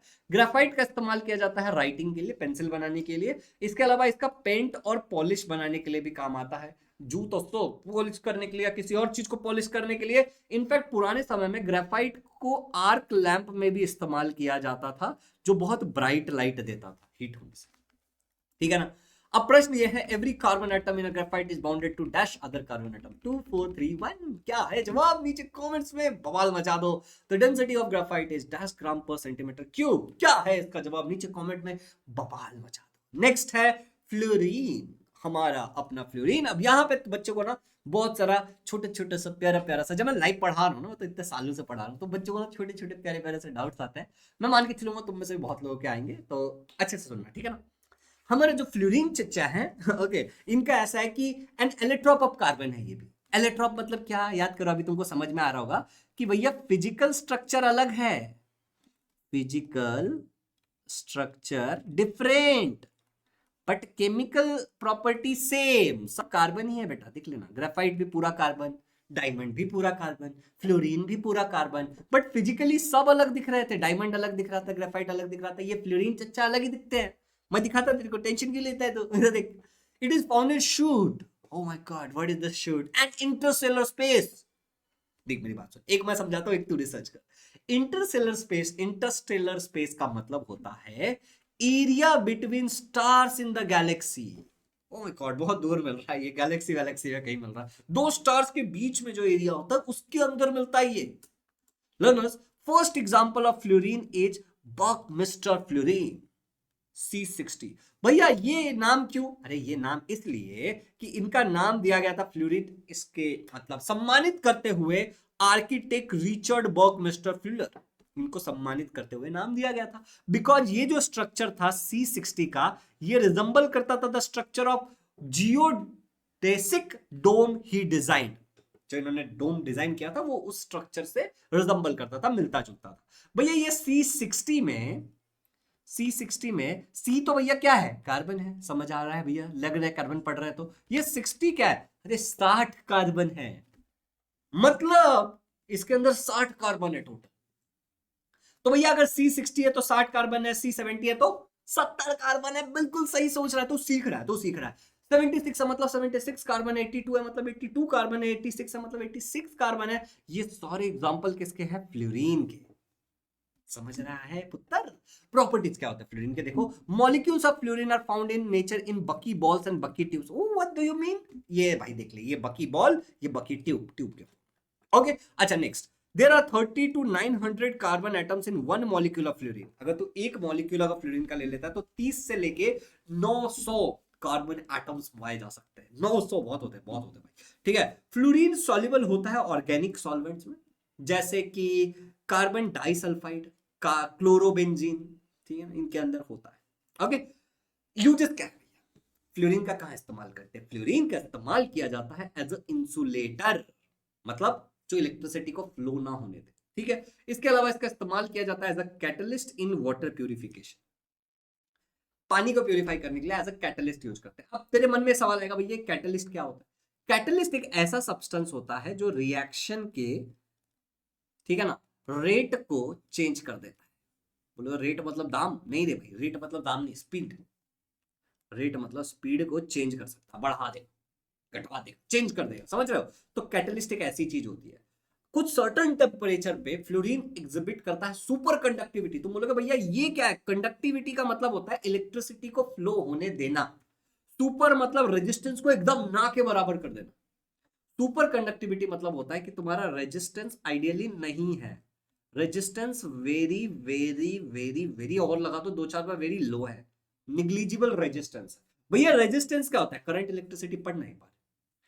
करंट अगर ऐसे फ्लो हो रहा है तो उसको रोकने वाला कौन है? रेजिस्टेंस है। It like a breaker. देख, ऐसे बहुत सारी चीजें क्या होती है ना, ऐसे वीडियोस में देख करके ना, टीचर बताता तो है, लेकिन टीचर को नहीं पता ना कि जो बच्चा देख रहा है उसको सच में पता है कि नहीं पता है। इन दैट केस जो लाइव बैचेस वगैरह होता है वहां पे बहुत फायदा होता है कि टीचर्स को एग्जैक्टली पता चलता है। बच्चा बोलता है भैया ये नहीं समझा, अभी मैं कैसे बता रहा हूँ तुमको कि मेरे क्लास में जब बच्चे ये सब पूछते हैं कि भैया ये क्या है वो क्या है, तो उस हिसाब से मैं पढ़ा रहा हूँ with my experience. But live class में मुझे एग्जैक्टली पता होगा कि पुत्र तुझे ये नहीं आता, तुझे ये सिखाना पड़ेगा, आजा ले ले एडमिशन। ओके नेक्स्ट चलते हैं, आगे बढ़ते हैं, सवाल करते हैं। Fullerene and allotrope of carbon is dash found in nature, commonly, only, rarely, none of this. अभी देख, तेरे को कार्बन से रिलेटेड क्रिस्टलाइन फॉर्म पूरा खल्लास हुआ, तेरा क्रिस्टलाइन फॉर्म पूरा खल्लास हुआ। अभी जो है वो है नॉन क्रिस्टलाइन फॉर्म। देख हम कहां तक पढ़ पाए, अभी तक हमने यहीं तक आए। इसका covalent compound, hydrocarbon, solubility of carbon and दुनियादारी की चीजें बाकी है, समझ रहा है। अब ये नॉन क्रिस्टलाइन फॉर्म में क्या होता है, अमरफस फॉर्म, मतलब तो ऐसा मान ले कोयला वाली चीजें यार, ऐसे मारेगा तो फूट जाएगा वाली चीजें, अमरफस फॉर्म, समझ रहे हैं। अब देख नॉन क्रिस्टल मतलब क्रिस्टल नहीं है। The arrangement of carbon atom in this form is not regular. जरूरी नहीं है कि यहां पे अगर 4 कार्बन है तो नीचे भी 4 होंगे, नीचे ज्यादा भी हो सकते हैं, कोई डिफाइनाइट शेप नहीं है, समझ रहा है। कोल इसका एग्जाम्पल है, चारकोल इसका एग्जाम्पल है। क्या होता है चारकोल, बताऊंगा, टेंशन क्यों लेता है। कोक इसका एग्जाम्पल है, क्या होता है कोक, बताऊंगा, टेंशन क्यों ले रहा है। कोल एग्जाम्पल है, चारकोल एग्जाम्पल है, कोक एग्जाम्पल है इसका। चल कोल से शुरू करते हैं, ठीक है ना। कोल जो होता है एक फोसिल फ्यूल होता है, इसको जला करके एनर्जी ली जाती है इसमें से, समझ रहा है। और भी काम है इसके। इसके अंदर कार्बन, हाइड्रोजन और ऑक्सीजन होता है, मतलब केवल कार्बन है ऐसा नहीं है, कार्बन है, हाइड्रोजन है, ऑक्सीजन है, कुछ और भी चीजें हो सकती है। नाइट्रोजन भी हो सकता है इसके अंदर, फॉस्फोरस भी हो सकता है, सल्फर भी हो सकता है, खाली कार्बन है ऐसा नहीं है। अच्छा नेक्स्ट, इसको सॉलिड स्टेट में पाया जाता है, लिक्विड स्टेट में नहीं। कोयला कभी लिक्विड देखा है क्या, नहीं ना। इसके 4 टाइप्स है, कौन से 4 टाइप है। पीट एक टाइप है, लिग्नाइट एक टाइप है, बिटामिनियस कोल एक टाइप है, और एंथ्रासाइट एक टाइप है। रिलेटेड क्वेश्चन पूछेंगे तेरे को एग्जाम में, मैं एक एक करके समझाता है तेरे को, सुन। अच्छा एक जरूरी बात, अगर एडमिशन नहीं किया तो इस नंबर पे कॉल करके एडमिशन कर सकता है, ठीक है ना। आगे बढ़ते हैं। अब पीठ की अगर बात करें तो पीठ ऐसा दिख रहा है, तुमको नहीं लग रहा है कि भैया ये तो एक मिट्टी का टुकड़ा है ओ भैया ये क्या कोल बोल करके एक मिट्टी का टुकड़ा दे रहे हो। देख कोल को बनने में ना समय लगता है, जब बन रहा होता है तो अलग अलग स्टेट में अलग अलग फॉर्म में दिखता है। उसी से रिलेटेड 4 चीजें हैं, देख ध्यान से सुन। पीट जो पहला टाइप है, formation of peat is the first step in formation of coal. जब कोल बन रहा है ना तो पीट सबसे पहले बनता है। क्या होता है भैया इसके अंदर, इसके अंदर बहुत हाई प्रोपोर्शन ऑफ वाटर होता है, पानी बहुत ज्यादा है, एंड लेस देन 60% कार्बन है। मतलब अगर तू 100 ग्राम पीट लेके आ रहा है तो इस 100 ग्राम में तेरे को 60% से कम कार्बन मिलेगा। मतलब तू मान ले कि 40% कार्बन है, 60% वाटर है, समझ रहा है। मतलब ज्यादा एनर्जी नहीं मिलेगी इससे कुल मिला के, समझने वाली बात तो यही है। तो अपन क्या बोल सकते हैं, अपन यहाँ पे बोल सकते हैं कि therefore not much heat can be obtain from it. इससे बहुत ज्यादा हीट तो नहीं मिलने वाला। क्लियर, इतना ही है इसके बारे में, इतना ही है। अभी अपन देखो दूसरे के बारे में बताते हैं, लिग्नाइट। लिग्नाइट का सेकेंड स्टेप है। पीट जो होता है वो ट्रांसफॉर्म हो जाता है लिग्नाइट में। कैसे ट्रांसफॉर्म होता है, जमीन के अंदर जब प्रेशर इंक्रीज होता है, टेम्परेचर इंक्रीज होता है, तो अर्थ के अंदर जो पीट है वो समय के साथ लिग्नाइट में ट्रांसफर हो जाता है। देख कलर भी थोड़ा सा बदला है, देख रहा है। उसके अंदर 60 to 70% कार्बन होगा, समझ रहा है। अगर 100 ग्राम तू ये लेता है तो 60 से 70% तेरे को क्या मिलेगा, कार्बन मिलेगा, जिससे तुझे एनर्जी मिलने वाली है। बाकी कुछ और हो सकता है। Lignite is the second step in the formation of coal, ये सेकंड स्टेप है। इसके बाद अगर फिर से इंक्रीज हुआ प्रेशर, अभी तक अपन ने खोद के निकाला नहीं है, प्रेशर इंक्रीज हुआ और टेम्परेचर इंक्रीज हुआ, तो ये लिग्नाइट बन जाता है बिटामिनियस। ओके, अब bituminous coal is formed as a third step in the formation of coal. Coal बनने का ये तीसरा स्टेप होता है, और इसके अंदर 70 से 90% कार्बन होता है। मतलब देखा धीरे धीरे कार्बन बढ़ रहा है, बाकी चीजें घट रही है, मतलब ज्यादा एनर्जी मिलेगा। Heat obtained is more from the lignite and पीट। जो पीछे पीट और लिग्नाइट था उससे बहुत ज्यादा एनर्जी हमें इससे मिलेगा बिटामिनियस कोल से। अगला होता है एंथ्रासाइट। अब ये जो एंथ्रासाइट है ना, ये प्योर फॉर्म ऑफ कोल है। तो anthracite is known as the pure form of coal. Anthracite में this coal is hard and contains about 95% of carbon. ये बहुत हार्ड होता है, इसमें लगभग 95% कार्बन है। Heat obtained is more than previous forms of coal. इसके अंदर जो हीट मिलेगा ये बाकी पिछले तीनों पीट, लिग्नाइट एंड बिटामिनियस से बहुत ज्यादा मिलेगा। कोल का इस्तेमाल किधर करते हैं, कोल का इस्तेमाल करते हैं फैक्ट्रीज के अंदर, घरों के अंदर एज अ फ्यूल, एनर्जी लेने के लिए, ठीक है ना। कोल का इस्तेमाल किया जाता है कोक बनाने के लिए, कोल गैस बनाने के लिए, एंड कोल टार बनाने के लिए। वो अपना रोड पे लगाते हैं ना टार, वो वाला टार। कोल का इस्तेमाल किया जाता है थर्मल पावर प्लांट में। इंडिया में एक फैक्ट वाली बात बताता हूं कि इंडिया में जो मेजॉरिटी इलेक्ट्रिसिटी आ रही है वो थर्मल पावर प्लांट से आ रही है। मतलब कोल को जलाया जाता है और उससे तुझको एनर्जी मिलता है, उसको इलेक्ट्रिसिटी में कन्वर्ट करते हैं और फिर मिलता है। इनफैक्ट अगर तुमको जानना है ना तो मैं तुमको एक रफ आइडिया देता हूं कि करते क्या है, कि जो कोल है हमारा उसको बर्न करते हैं। कोल को बर्न करने से क्या प्रोड्यूस होता है, बहुत सारा हीट प्रोड्यूस होता है। इस हीट से क्या करते हैं, पानी को गर्म करते हैं, पानी को गर्म करते हैं। पानी एक बार गर्म होता है तो पानी का भाप बन जाता है, इस भाप से पंखे घुमाते हैं, ये भाप बहुत स्पीड के साथ पंखों पे गिरता है। जब ये पंखे घूमते हैं तो ये पंखे जनरेटर से कनेक्टेड होता है, जनरेटर इलेक्ट्रिसिटी जनरेट करता है और उसको आगे वायर से ट्रांसफर किया जाता है। इस तरीके से थर्मल पावर प्लांट्स काम करता है भाई, समझ रहे हो। इसका डिटेल में अपन 10th में पढ़ेंगे, ठीक है ना। तो इलेक्ट्रिसिटी जनरेट किया जाता है कोल का इस्तेमाल करके। सवाल देख क्या है कि which one of the following is pure form of coal. अभी अपन ने 4 फॉर्म पढ़ा था, एंथ्रासाइट, बिटुमिनस, पीट, लिग्नाइट, इनमें से प्योर फॉर्म कौन सा है, तुझे नीचे कमेंट्स में जवाब देना है। 17th question, coal is used to obtain what. I think सारी आंसर बता देना नीचे। अगला है तेरा चारकोल। बच्चों को ना अक्सर बहुत कंफ्यूजन होता है कि कोल क्या है, चारकोल क्या है। मैं कहूंगा ना कि गूगल करके डिफरेंस बिटवीन पढ़ एक बार, थोड़ी ज्यादा क्लैरिटी आएगा, ठीक है ना। अब सुन, चारकोल क्या है, the charcoal that is made from animals is used is sorry the charcoal that is made from animals is made from their bones, horns etcetera. On the other hand, the charcoal made from plants is formed by combustion of wood in insufficient supply of air. अब देखिए दोनों का line का मतलब क्या है कि animals, अगर एनिमल्स से चारकोल बन रहा है तो वो बनेगा उनके बोन्स से, उनके हॉर्न्स से, एक बार उनकी डेथ हो जाती है तो, ओके। जबकि जो प्लांट से मिलता है वो प्लांट वाले का कैसा सीन है कि हम इनकम्प्लीट कंबशन करते हैं। मतलब कंबशन का मतलब होता है सबसे पहले जलाना। तो वुड को हम इनसफिशिएंट सप्लाई ऑफ एयर में बर्न करते हैं, मतलब जहां पे कम क्या है, तुम्हारा हवा कम है, वहां पे पूरी तरीके से नहीं जलाएंगे, अधूरा जला के छोड़ देंगे, तो उससे बनता है charcoal. It is use to absorb odours and toxins in the gases such as air. तो ये चारकोल तुमने देखा होगा, चारकोल का फेस वॉश भी आता है, चारकोल वाली फेस वॉश। तो अंदर के जो टॉक्सिन्स है एयर के अंदर उसको एब्सॉर्ब कर सकता है।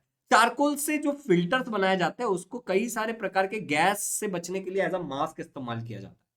तो यहाँ पे जो फिल्टर्स लगे होंगे वो चारकोल से बना होगा, ओके। इसको एक्टिवेटेड चारकोल अगर है तो उसको पॉइजन के एब्जॉर्प्शन के लिए भी इस्तेमाल किया जाता है कि पॉइजन वाली चीजें कहीं कहीं से एब्जॉर्ब कर ले। एक्टिवेटेड चारकोल के और भी बहुत सारे एप्लीकेशन है, ठीक है ना। मेडिकल हेल्थ रिलेटेड एप्लीकेशन है, जैसे फेस वॉश बनाया जा सकता है और बहुत सारी चीजें बनाई जा सकती है। अब प्रश्न देख ध्यान से, the medical use of activated charcoal is mainly the dash absorption of what, radio active substance, poison, both. इसका आंसर तुझे नीचे कमेंट्स में देना है। लास्ट है हमारा कोक, ये कार्बन से रिलेटेड इसके फॉर्म्स वाला। तो प्योर कोल, ठीक है ना, that remains when the coal gas has been taken away from the coal is called as coke. Coke क्या होता है, कुछ खास नहीं होता। तो जस्ट इमेजिन कर कि ये फोन एक कोयला है, ठीक है ना, और इस फोन के अंदर से मैं बैटरी निकाल देता हूं जो कि कोल गैस है, तो जो बच गया वो कोक है। तो तेरे पास एक कोयला है, इस कोयले के अंदर से तू कोल गैस नाम की एक चीज, जो कि एक गैस होता है बेसिकली, उसको तूने पूरा निकाल लिया। अब जो बच गया उसको हम कोक बोलेंगे, समझा। It is very sorted, it is very simple. Next देखते हैं, इसका इस्तेमाल कहां करते हैं, डोमेस्टिक फ्यूल के लिए, ओके। को इसको इस्तेमाल किया जाता है as a reducing agent. Reducing agent क्या, वो चीज जो हाइड्रोजन ऐड कर दे, ओके, जो रिएक्शन में हाइड्रोजन ऐड कर दे। जैसे मान ले ये कार्बन है और तूने कुछ तो डाला जिससे यहाँ पे हाइड्रोजन ऐड हो गया और तुझे मिल गया CH4। तो कार्बन में हाइड्रोजन ऐड हुआ ना, तो यहाँ पे जो भी चीज तूने इस्तेमाल किया होगा ये हाइड्रोजन देने के लिए, उसको रिड्यूसिंग एजेंट बोल सकते हैं। या फिर वो चीज जो ऑक्सीजन को ले ले, ऑक्सीजन लूज करा दे। मतलब मान ले कार्बन डाइऑक्साइड था तेरा और तेरे पास कार्बन और ऑक्सीजन मिल गया, तो ऐसा क्या चीज था, ऐसा क्या चीज था, मान ले तूने हाइड्रोजन ऐड किया तो हाइड्रोजन ऑक्सीजन लेके चला गया, तो ऐसा क्या चीज था जो तेरा ऑक्सीजन लेके चला गया, उसको हम बोलेंगे। या फिर वो चीज जो इलेक्ट्रॉन्स गेन करा दे, समझ रहे हो। तो इन सबको अपन रिड्यूसिंग एजेंट बोल सकते हैं। अच्छा, Coke is used in the production of water gas, ये तेरा इंपॉर्टेंट चीज है, प्लीज याद रखना, एंड प्रोड्यूसर गैस। तो कोक का इस्तेमाल किया जाता है, वाटर गैस मतलब होता है carbon monoxide plus hydrogen, and producer gas मतलब होता है carbon monoxide plus hydrogen plus carbon dioxide plus nitrogen. तो इन गैसेस बनाने के लिए भी काम किए जाते हैं। अगला सवाल है 19th question, is gas is used as reducing agent. अभी तुझे इसका नीचे कमेंट्स में जवाब देना है।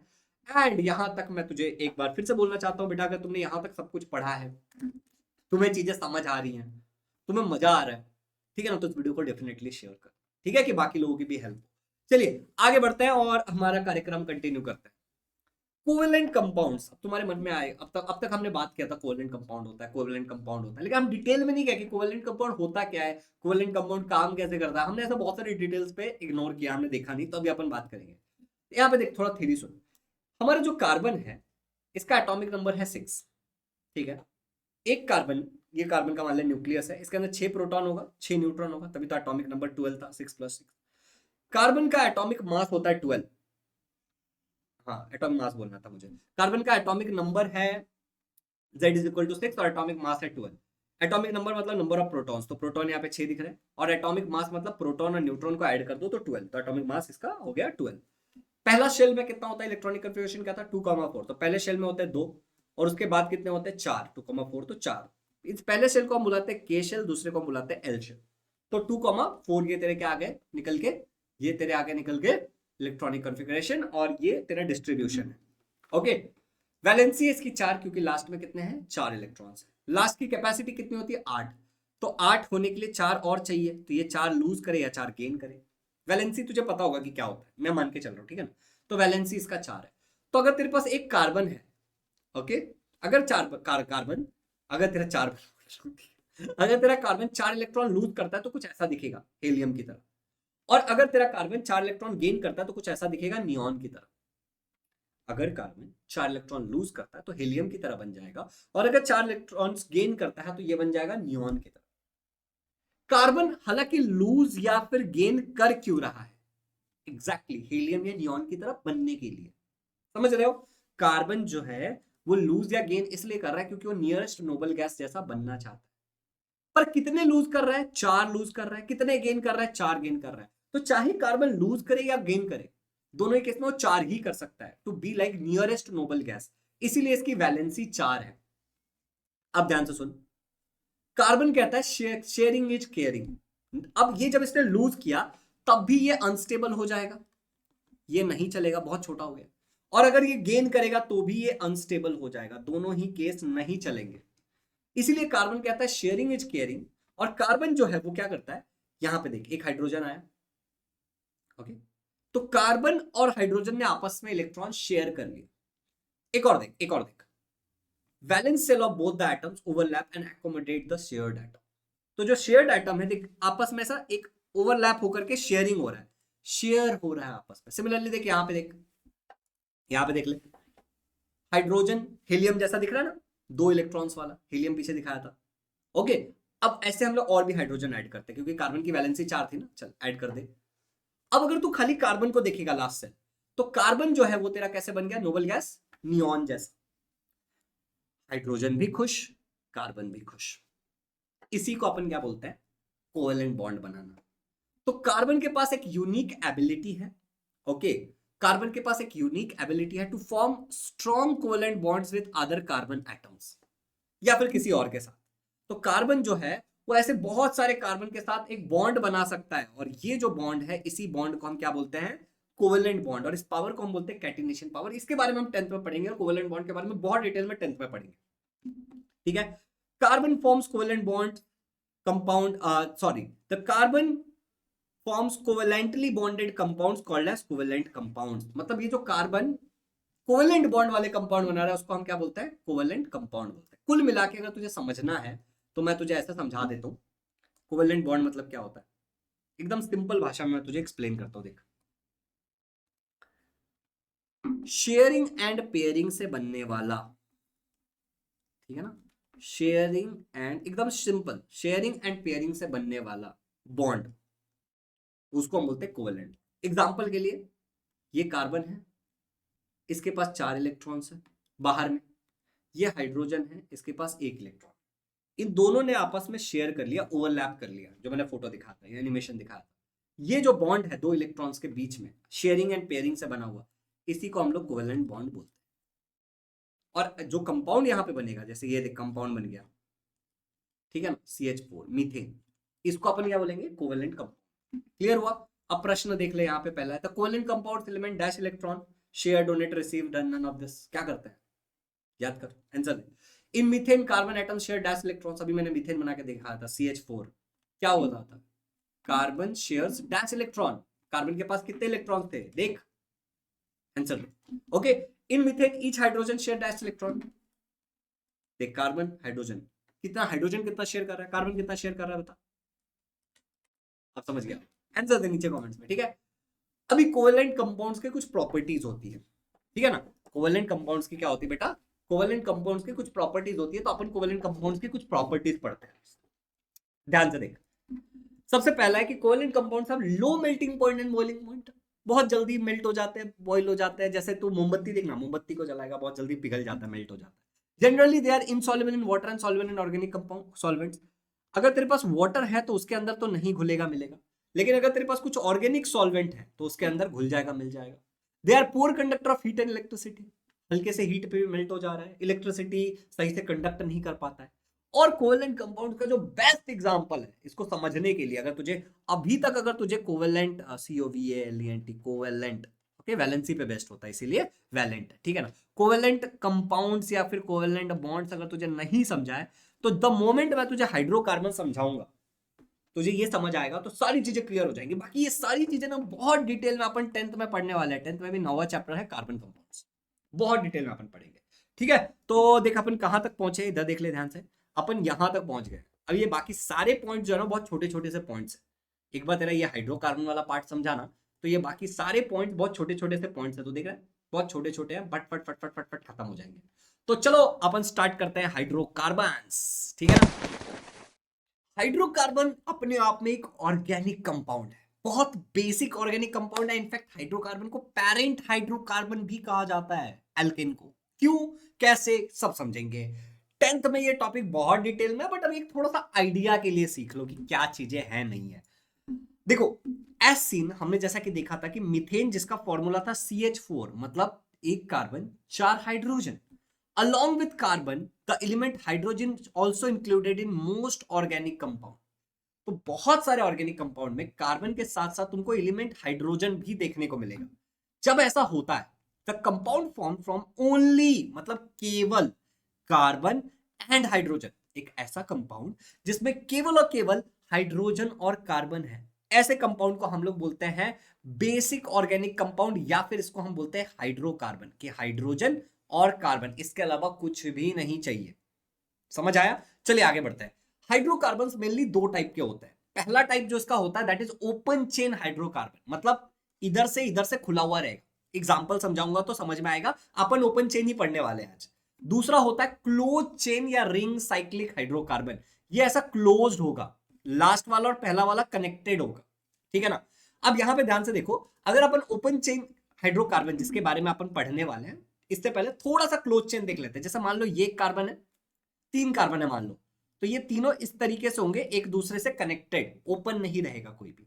पहला कार्बन आखिरी कार्बन कनेक्टेड होगा। मान लो 4 कार्बन है तो क्लोज चेन में चारों इस तरीके से कनेक्टेड होगा कि पहला और आखिरी कनेक्टेड है। 5वां है तो वो कुछ ऐसे होगा, गॉट इट। मतलब ये तो 3 ही हो गया, मतलब मान लो और 5 रहेगा तो बस बेसिकली एक रिंग या साइकिल या कनेक्टेड होंगे। 5 होगा तो कैसे होगा, पेंटागन की तरह, तो 1 मान लो, ठीक है ना, 2 3 4 5 कुछ इस तरीके से होगा, फिर गॉट इट, कनेक्टेड होंगे। अगर 6 हुए तो कुछ इस तरीके से होंगे, समझ आ रहा है, कनेक्टेड होगा, पहला आखिरी सब एक दूसरे से ऐसे कनेक्टेड होगा, तो उसको हम close chain ring cyclic hydrocarbon कहते हैं। अपना डिस्कशन ओपन चेन पे रखते हैं अपन। ओपन चेन में क्या होता है, दो टाइप होता है फर्दर। एक होता है तुम्हारा सैचुरेटेड। इस सैचुरेटेड शब्द का मतलब है भरा भरा। किससे भरा हुआ, बहुत ज्यादा मात्रा में इसमें हाइड्रोजन होगा कार्बन पे।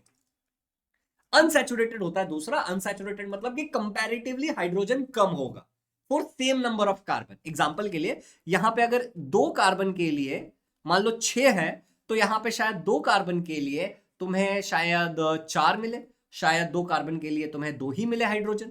समझ रहे हो, तो सैचुरेटेड मतलब ज्यादा, सेम नंबर ऑफ कार्बन के लिए जो कि 2 कार्बन है, यहां पे ज्यादा हाइड्रोजन है। यहां पे 6 होगा, यहां पे 4 होगा, यहां पे 2 होगा, तो बहुत ज्यादा है तो हम सैचुरेटेड बोलेंगे, और कंपैरेटिवली कम है तो हम अनसैचुरेटेड की कैटेगरी में डालते हैं। पहचानने का एक और बहुत सिंपल तरीका है, मैं समझाता हूं तुम्हें। अभी तो मैंने तुम्हें बस सैचुरेटेड अनसैचुरेटेड समझाया।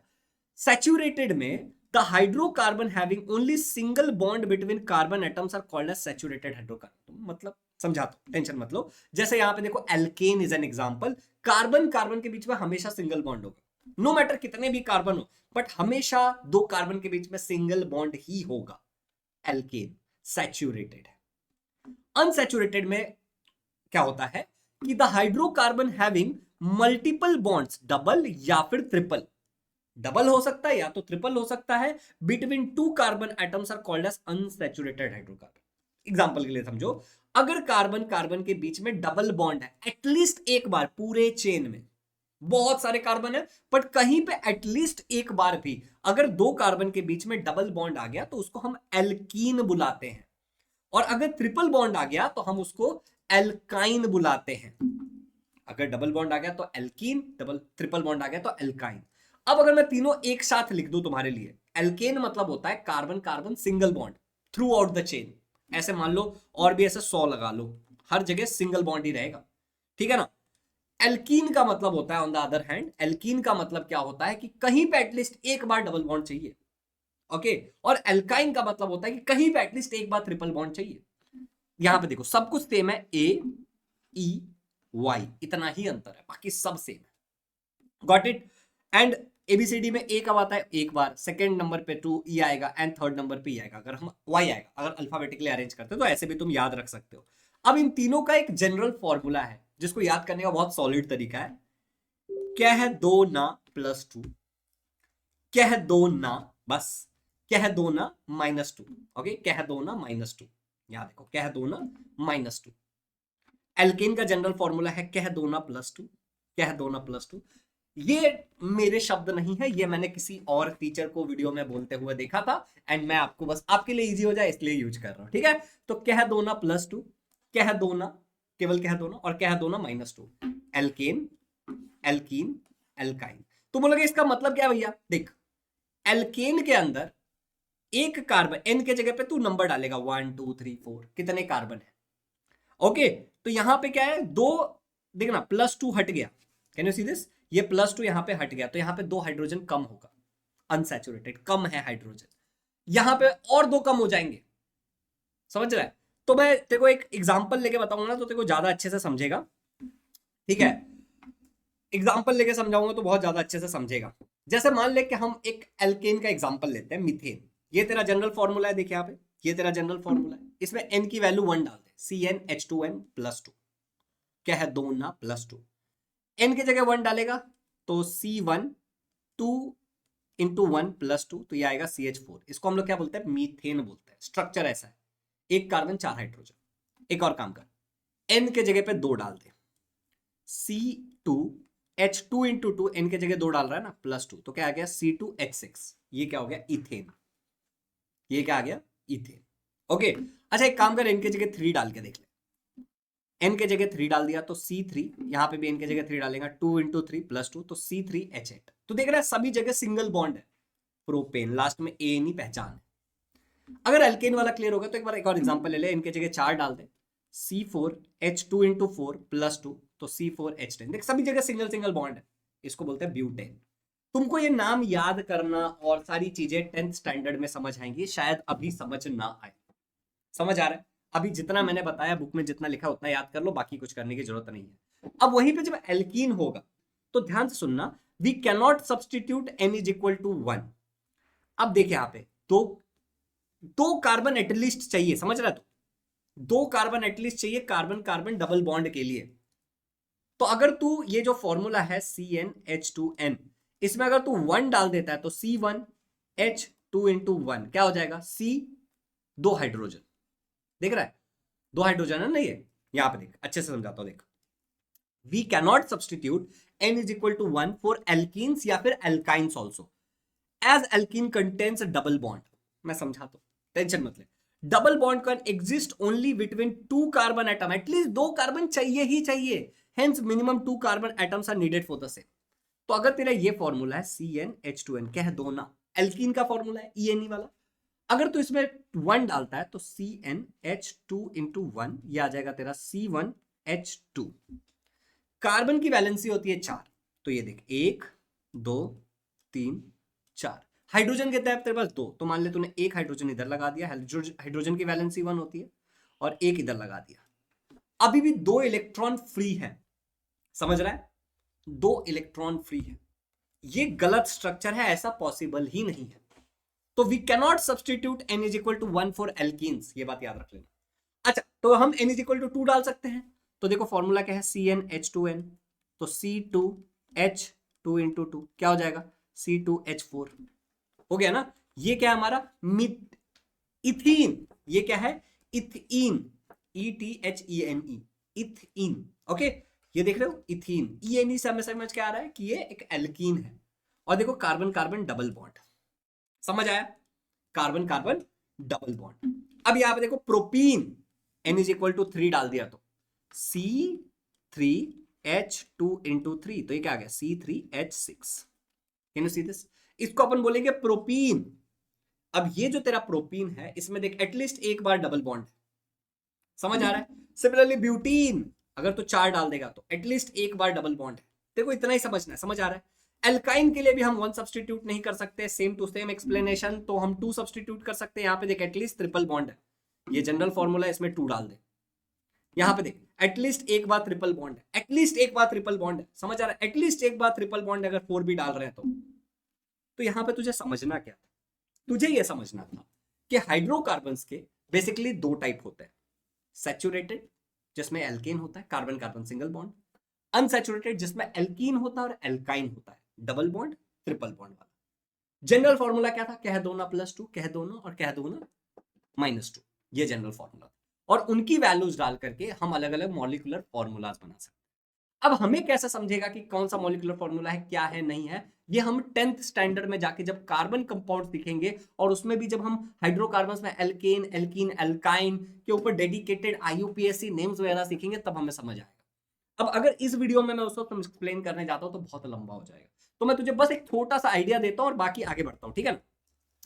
पहले सवाल देख ले क्या है, the name of the compound which has N = 3, उसको क्या बोलेंगे, एल्केन, मीथेन, प्रोपेन, ब्यूटेन, क्या बोलेंगे बेसिकली, ये बताना है।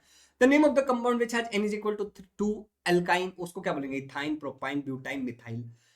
ये सारे सवालों का तू जवाब दे सके, इसीलिए मैं तुझे अभी कुछ सिखाने वाला हूं।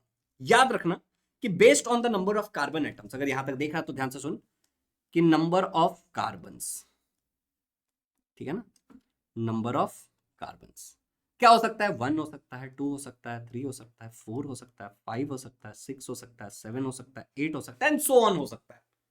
हमें क्या बताना है, हमें एक चीज याद रखनी है, इसको हम बोलते हैं प्रीफिक्स।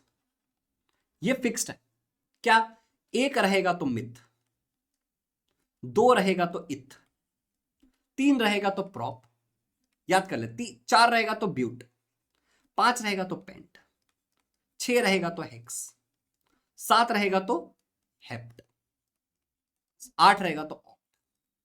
अब अगर मान ले कि तेरे पास एक एल्केन है तो लास्ट में क्या लगा देगा, तो खाली ANE। अगर तेरे पास एक एल्कीन है तो तू लास्ट में क्या लगा देगा, ENE। और अगर तेरे पास एक एल्काइन है तो तू लास्ट में क्या लगा देगा, YNE। That is only going to change. For example यहां पे क्या बन जाएगा, फिर देख मैं व्हाइट कलर का पेन यूज करता हूं कि चीजें समझ आए। यहां क्या बन जाएगा, मिथ, लास्ट में ANE, मीथेन। एक कार्बन अगर है तो, अगर 2 कार्बन है तो क्या हो जाएगा, इथ, ANE, इथेन। समझ रहा है इस टाइप के क्वेश्चन। यहां पे क्या हो जाएगा, प्रॉप, ANE, प्रोपेन। यहां पे क्या हो जाएगा, ब्यूट, ANE, ब्यूटेन। यहां पे क्या हो जाएगा, पेंट, ANE, पेंटेन। यहां पे क्या हो जाएगा, हेक्स, ANE, हेक्सेन। यहां पे क्या हो जाएगा, हेप्ट, ANE, हेप्टेन। यहां पे क्या होगा, ऑक्ट, ANE लास्ट में लग जाएगा, ऑक्टेन। तो अब सवाल अगर ऐसा है, देखो यहां पे सवाल आ जा, देख लेते हैं। Name of the compound which has N = 3 alkane. तो N = 3 क्या है, देखिए यहां पे देख, N = 3 जो कि एक एल्केन है, दैट इज प्रोपेन। तो इसका आंसर क्या हो जाएगा बेटा, इसका आंसर क्या हो जाएगा, प्रोपेन हो जाएगा। समझा। अब देख similarly name of the alkene which has 2 YNE, तो 2 वाले क्या होता है, मिथ, इथ, इथीन, YNE है ना लास्ट में, तो इथाइन, सॉरी। समझ आया। तो सिमिलरली यहां पे क्या होगा बता, यहां पे मेथ इन, पर ये एग्जिस्ट ही नहीं करेगा। यहां पे क्या हो जाएगा, मेथ YNE, ये एग्जिस्ट ही नहीं करेगा क्योंकि डबल बॉन्ड चाहिए ना यहाँ पे, और ट्रिपल बॉन्ड चाहिए। तो यहाँ पे क्या चाहिए, carbon carbon double bond, at least 2 carbon चाहिए, carbon carbon triple bond at least 2 carbon चाहिए। तो ये है ही नहीं ना, एक कार्बन के लिए तो एग्जिस्ट ही नहीं करने वाला। बट यहाँ पे क्या होगा ना, इथ लगा दे, ये नहीं लगा दे। समझ आया, मतलब एक ओवरऑल चार्ट बनाने आ गया कि ये फिक्स होता है, रूट बोल लो या प्रीफिक्स बोल लो इसको, ये फिक्स रहेंगे। क्लियर हुआ। चलो बाकी आपको एडमिशन के लिए आप ऑब्वियसली इस नंबर पे कॉल कर सकते हो, क्योंकि ऐसे बहुत सारी चीजें जो शायद वीडियो देख करके अच्छे से ना समझे, वो जब एक इंगेजिंग क्लास होता है तो चीजें बहुत सॉर्टेड हो जाती है। ठीक है, चलिए आगे बढ़ते हैं। मेरा कुर्सी थोड़ा नीचे चला गया तो इसको थोड़ा ऊपर ले लेते हैं और हम थोड़ा आगे बढ़ जाते हैं। तो भाई साहब, यहां तक अगर सारी चीजें समझ आई हैं तो subscribe to the channel and share to the channel, ठीक है ना। इस वीडियो को शेयर करिए। अभी अपन फिर से कुछ एक्सपेरिमेंट खेलने वाले हैं, ठीक है ना। तो अपन चेक करेंगे सॉल्युबिलिटी ऑफ कार्बन। अब अपने छोटी छोटी चीजें रह गई हैं, जैसे 2-3 एक्सपेरिमेंट रह गए। Solubility of carbon, reaction with oxygen, reaction with carbon dioxide with lime water, ठीक है ना। फिर कार्बन डाइऑक्साइड के प्रॉपर्टीज हैं, उसके केमिकल प्रॉपर्टीज हैं, उसके यूजेस हैं। इसी तरीके से फिर मीथेन के कुछ यूजेस हैं, फायर एक्सटिंग्विशर वाला पॉइंट है, और ये हमारा बायोगैस वाला पॉइंट है। तो ऐसे कुछ कुछ छोटी छोटी सी चीजें रह गई हैं। चलो बात करते हैं फिर। भाई अपन बात करते हैं सॉल्युबिलिटी ऑफ कार्बन। तो एक एक्सपेरिमेंट करा रहा हूं तुम लोगों से, ध्यान से देखना। इस एक्सपेरिमेंट में तुमको वाटर चाहिए, एक कोनिकल फ्लास्क, ये कोन जैसा दिखता है ना, तो उसको कोनिकल फ्लास्क बोलते हैं। दूसरे में तेरे को केरोसिन चाहिए और तीसरे में तेरे को ऑयल चाहिए, तेल। इनके अलावा तुझे कोल का पाउडर चाहिए, कोयले का पाउडर चाहिए। तीनों के अंदर कोयले का पाउडर थोड़ा थोड़ा सा डाल दे, हाफ स्पून मतलब आधा चम्मच डाल दे तीनों के अंदर, और उसको मिला ले। मिलाने के बाद तुझे दिखेगा कि किसी में भी डिसॉल्व नहीं हुआ, कि किसी में डिसॉल्व हो गया। यहाँ पे केरोसिन की स्पेलिंग गलत है तो इसको सही करना पड़ेगा, ठीक है ना। Observe the mixture in the 3 conical flask. कभी तीनों को तेरे को ऑब्जर्व करना है। कोल पाउडर रिमेन्स अनडिसॉल्व। कोल पाउडर क्या है? अनडिसॉल्व रहेगा, किसी में भी डिसॉल्व नहीं हुआ। पहला एक्सपेरिमेंट समझा? मतलब हमारा जो कोल है, हमारा जो कोल है, वो ना तो वाटर के अंदर डिसॉल्व हुआ, ना तो केरोसिन के अंदर डिसॉल्व हुआ, ना तो ऑयल के अंदर डिसॉल्व। इन तीनों चीजों के अंदर हमारा कोल पाउडर डिसॉल्व नहीं हुआ। तो सॉल्युबिलिटी हमने चेक कर लिया कि डिसॉल्व नहीं है। तो हमें किसी भी चीज के अंदर वो डिसॉल्व होगा या नहीं होगा, ये चेक करने के लिए वो कोल पाउडर को डाल के चेक करना पड़ेगा इंडिविजुअली। हमारे टेक्स्ट बुक में जो लिखा था मैंने तुम्हें बता दिया। नेक्स्ट है ऑक्सीजन के साथ क्या रिएक्शन होता है। तो अब यहाँ पे तुमको क्या चाहिए? एक मैच बॉक्स चाहिए, मतलब माचिस का डब्बा चाहिए, टोंग चाहिए, चिमटा चाहिए, बर्नर चाहिए, लैब में ये सब मिल जाता है। फिर तुमको कोल चाहिए और एक मॉइस्ट लिटमस पेपर चाहिए। ऑक्सीजन के साथ रिएक्शन होके क्या बनता है देखने के लिए। ओके, मॉइस्ट मतलब थोड़ा सा गीला, वेट। मॉइस्ट मतलब थोड़ा सा गीला लिटमस पेपर चाहिए। तो तुम कोयले को जलाओगे, उसका जो धुआं निकल रहा है, ठीक है ना, उसको जलाओगे कोयले को टोंग से पकड़ के, और उसका जो धुआं निकल रहा है वहां पे एक लिटमस पेपर लाके रखोगे, एक मॉइस्ट गीला लिटमस पेपर लाके रखोगे। और फिर तुम देखोगे कि लिटमस पेपर का जो कलर है वो बदल करके लाल हो गया। तो ब्लू लिटमस पेपर का कलर चेंज होकर के रेड हो गया। ब्लू लिटमस पेपर का कलर चेंज होकर क्या हो गया? रेड हो गया। अपना ऑब्जर्वेशन लिखोगे अब तो, ठीक है। तो रिएक्शन जब हम कर रहे थे कार्बन का ऑक्सीजन के साथ, which gas in the air does the coal react with on igniting? किसके साथ आग लगता है? कोयला जब जल रहा था तो कौन से गैस के कारण वो जल रहा था? ऑब्वियसली किसी भी चीज को जलने के लिए क्या चाहिए होता है? ऑक्सीजन चाहिए होता है। अगला सवाल जो टेक्स्ट बुक का है, what is the substance form? कौन सा सब्सटेंस बन रहा है? अरे भैया, कार्बन डाइऑक्साइड गैस बन रहा है। क्या बन रहा है? कार्बन डाइऑक्साइड का गैस बन रहा है। अगला सवाल देखो क्या है, what changes takes place in the litmus paper? Litmus paper में क्या चेंजेस हो रहे हैं? अरे लिटमस पेपर में ऐसा है कि जो ब्लू कलर का लिटमस पेपर है वो रेड हो गया। हमने देखा ना, ब्लू कलर का लिटमस पेपर क्या हो गया? रेड हो गया। Write down the chemical reaction taking place in the above procedure. कौन सा केमिकल रिएक्शन हो रहा है? तो कार्बन को जब मैं ऑक्सीजन के प्रेजेंस में बर्न कर रहा हूं तो कार्बन डाइऑक्साइड बन रहा है। और ये जो कार्बन डाइऑक्साइड है फर्दर पानी के साथ रिएक्ट करके कार्बोनिक एसिड बना देगा।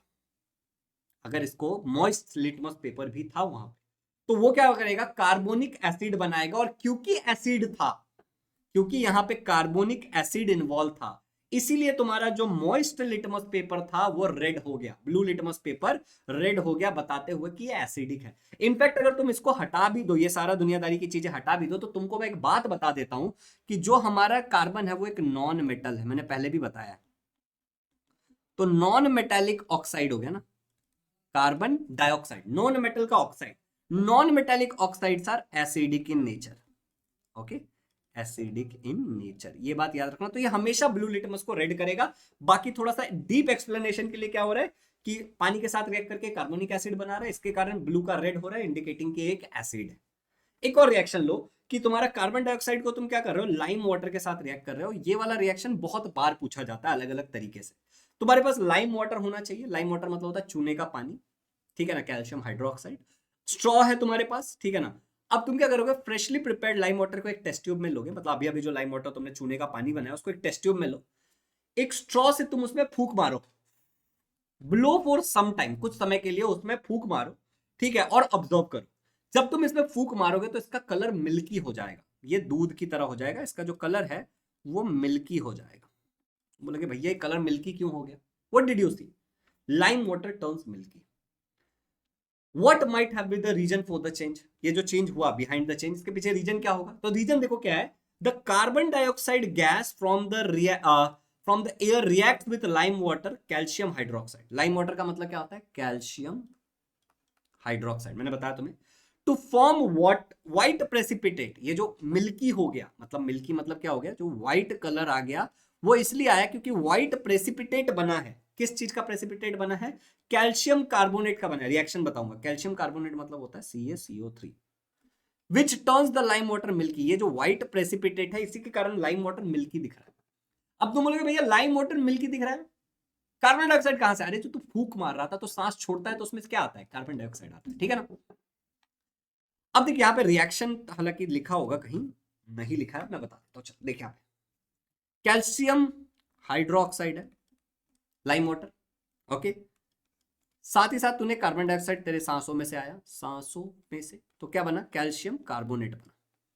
प्लस क्या बनेगा देख, प्लस क्या बनेगा देख, यहाँ पे देख Ca ये निकल गया, CO2 और यहां से एक ऑक्सीजन निकल गया, तो बचा क्या? हाइड्रोजन।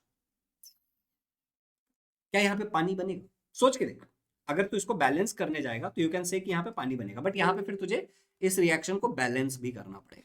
Got it? तो this is the overall reaction मेरा बच्चा। आगे बढ़ते हैं, आगे बढ़ते हैं। सवाल देख 25वां क्या है? Lime water turns milky due to. Lime water milky क्यों होता है? कार्बन मोनोऑक्साइड के कारण होता है, कार्बन डाइऑक्साइड के कारण होता है, पार्टिकल्स के कारण होता है, कार्बन के, या फिर नन ऑफ दिस। अगला प्रश्न है chemical formula of lime water. Lime water क्या होता है? कैल्शियम। क्या बताना नीचे कमेंट्स में। नंबर ये है एडमिशन के लिए, इस नंबर पे ऑब्वियसली तुम कॉल कर सकते हो। बहुत मजा आएगा अगर तुम लाइव बैच में आ जाओगे, तुम्हें बहुत कुछ सीखने को मिलेगा। अभी अपने को कार्बन डाइऑक्साइड के ऊपर बहुत सारा चर्चा करना है कि कार्बन डाइऑक्साइड क्या है, नहीं है, और हम ये कार्बन डाइऑक्साइड, उसकी केमिकल प्रॉपर्टीज, उसके यूजेस, ये 3 चीजें पढ़ेंगे। फिर फायर एक्सटिंग्विशर पढ़ेंगे, फिर मीथेन पढ़ेंगे, और फिर बायोगैस प्लांट पढ़ेंगे, क्योंकि मीथेन ही बनता है बेसिकली तुम्हारे इसके अंदर, बायोगैस प्लांट के अंदर। तो पहले मीथेन पढ़ लेना थोड़ा सा ज्यादा। तो कार्बन डाइऑक्साइड के बारे में अगर अपन बात करने बैठे तो सबसे पहली और जरूरी बात यह है कि इसका मॉलिक्यूलर फॉर्मूला, कि कौन से मॉलिक्यूल्स हैं। तो ऑब्वियस सी बात है कार्बन डाइऑक्साइड, तो कार्बन है और 2 ऑक्सीजन है। मॉलिक्यूलर मास 44 है। मेजरमेंट ऑफ मैटर चैप्टर में तुमने डेफिनेटली ये सीखा होगा। अगर नहीं याद है तो मैं एक बार बता देना चाहता हूं कि हमने इस चैनल के ऊपर, जिस चैनल पर तुम वीडियो देख रहे हो, इस चैनल के ऊपर सारे 1 शॉट वीडियो अपलोड कर रखे, तो बहुत कम समय में बहुत डिटेल में तुम ये सारे चैप्टर सीख लोगे। इसके अलावा एक डेडिकेटेड क्लास 9 का भी चैनल बनाया हुआ, अगर अब तक उसको सब्सक्राइब नहीं किया तो सब्सक्राइब कर लो, शुभम झा क्लास 9 सर्च करके, क्योंकि इसके ऊपर हम लोग बहुत मैराथन रिवीजन और लाइव क्लासेस वगैरह लेकर के रिवीजन करते हैं, डेडिकेटेड फॉर क्लास 9। चलिए आगे बढ़ते हैं। मॉलिक्यूलर फॉर्मूला निकालते कैसे? कार्बन का जो एटॉमिक मास है दैट इज 12, ऑक्सीजन का एटॉमिक मास है 16, और हमारे पास है 2 ऑक्सीजन, तो इसका आंसर आएगा टोटल 44U डेल्टा। ओके, ये हमारा इसका आंसर आएगा। मेल्टिंग पॉइंट -56.6 डिग्री सेल्सियस है। कलरलेस होता है कार्बन डाइऑक्साइड, दिखता नहीं है कोई कलर, एंड ऑर्डरलेस होता है, इसकी कोई खास खुशबू या बदबू नहीं होती है। कहां मिलता है कार्बन डाइऑक्साइड? तो कार्बन डाइऑक्साइड हमको एयर में अराउंड 0.03% मिलता है हमारे एटमॉस्फेयर में, हमने पहले भी पढ़ा था, ठीक है ना, इन द फ्री स्टेट। ओके, दूसरा कार्बन की बात हो रही है यहाँ पे, कार्बन डाइऑक्साइड की। Excelled air contents about 4% of carbon dioxide. जो सांस हम छोड़ते हैं उसमें अराउंड 4% कार्बन डाइऑक्साइड होता है। Carbon dioxide is present as a salt in chalk, chalk के अंदर होता है, ठीक है ना। शाहबाद, टाइल्स, मार्बल्स और लाइमस्टोन के अंदर भी तुमको कार्बन डाइऑक्साइड देखने को मिलेगा। Carbon dioxide given out in the combustion of wood, जब तुम लकड़ियां जलाते हो तो भी कार्बन डाइऑक्साइड निकलेगा, ठीक है ना। फोसिल फ्यूल जलाओगे तो भी कार्बन डाइऑक्साइड निकलेगा, जैसे कि कोल। केमिकल प्रॉपर्टीज क्या है इसके लिए? कुछ एक्सपेरिमेंट टाइप वाली चीज है, बट नॉट एक्चुअली एक्सपेरिमेंट, ये कुछ सिंपल से टास्क है जो ऑब्जर्वेशन वाली चीज है। अब जैसे यहां पे देखो, एक बर्निंग कैंडल के ऊपर तुम एक सिलेंडर रख देते हो, ओके, एक बर्निंग कैंडल है टेस्ट करने के लिए, और उस पर एक सिलेंडर रख देते हो। अगर इस सिलेंडर के अंदर कार्बन डाइऑक्साइड है, अगर इस सिलेंडर के अंदर कार्बन डाइऑक्साइड है, तो देखो, extinguishes as the gas does not burn neither support combustion. अगर इसके अंदर कार्बन डाइऑक्साइड है तो ये फ्लेम यहां पे बुझ जाएगा, ये कैंडल जलना बंद हो जाएगा, क्योंकि कार्बन डाइऑक्साइड ना तो जलता है और ना जलने देता है, कार्बन डाइऑक्साइड आग को बुझा देता है। अगर तुम एक रेड लिटमस पेपर लेके आते हो, सॉरी, अगर एक ब्लू लिटमस पेपर लेके आते हो, और अगर एक सिलेंडर है जिसके अंदर कार्बन डाइऑक्साइड है, और तुम टेस्ट करते हो, तो तुम्हें पता है कि कार्बन डाइऑक्साइड यानी कि non metallic oxide which is acidic in nature, तो ये रेड कलर का हो जाएगा। तो अगर तुम लिटमस पेपर से टेस्ट करते हो तो blue turns to red. Carbon dioxide जो है वो एक नॉन मेटेलिक ऑक्साइड है which is acidic in nature. Non metallic oxide, चाहे वो सल्फर डाइऑक्साइड हो चाहे कुछ भी हो, नॉन मेटालिक, नॉन मेटल के साथ अगर ऑक्सीजन है तो वो एसिडिक इन नेचर होगा। तो ये एसिडिक इन नेचर है, ब्लू को रेड कर देता है। कुछ केमिकल प्रॉपर्टीज है कार्बन डाइऑक्साइड की, जैसे देखो sodium carbonate is formed when carbon dioxide gas is pass through aqueous solution sodium hydroxide. इसका मतलब क्या है, देखो ध्यान से। सोडियम हाइड्रोक्साइड का फॉर्मूला है बेसिकली ये वाला जो सोडियम हाइड्रोक्साइड यहां लिखा है, इसका फॉर्मूला होता है NaOH, sodium hydroxide. Aqueous solution का मतलब होता है जो कि पानी के अंदर घुला मिला हुआ। तो अगर तुम यहां पे क्या बन जाएगा, सोडियम कार्बोनेट। सोडियम कार्बोनेट मतलब washing soda, Nirma, washing powder, Nirma. तो देखो रिएक्शन देखो क्या है, सोडियम हाइड्रोक्साइड है तुम्हारे पास, ये दो आगे लिखा है बैलेंस करने के लिए। कार्बन डाइऑक्साइड जब इसमें से पास करते हो तो सोडियम कार्बोनेट मिलेगा। मैं थोड़ा सा स्क्रीन पे से हट जाता हूं लर्नर्स, तुम्हें क्या मिलेगा, सोडियम कार्बोनेट मिलेगा प्लस वाटर मिलेगा। Okay, sodium carbonate plus water, यही सोडियम कार्बोनेट को हम बोलते हैं washing powder Nirma, washing powder Nirma, washing powder Nirma. मेरे को खुद ही अच्छा नहीं लगता, मैं स्क्रीन पे से हट जाता हूं। तो सब मोर केमिकल प्रॉपर्टीज देखो, सोडियम बाइकार्बोनेट बन जाता है। सोडियम बाइकार्बोनेट का फॉर्मूला होता है NaHCO3, तुम्हें भी याद होना चाहिए। अगर तुम कार्बन डाइऑक्साइड को पास करते हो फ्रॉम सोडियम कार्बोनेट जो तुमने पीछे बनाया था, ये सोडियम बाइकार्बोनेट मतलब बेकिंग सोडा जो खाने को क्रिस्पी बनाता है।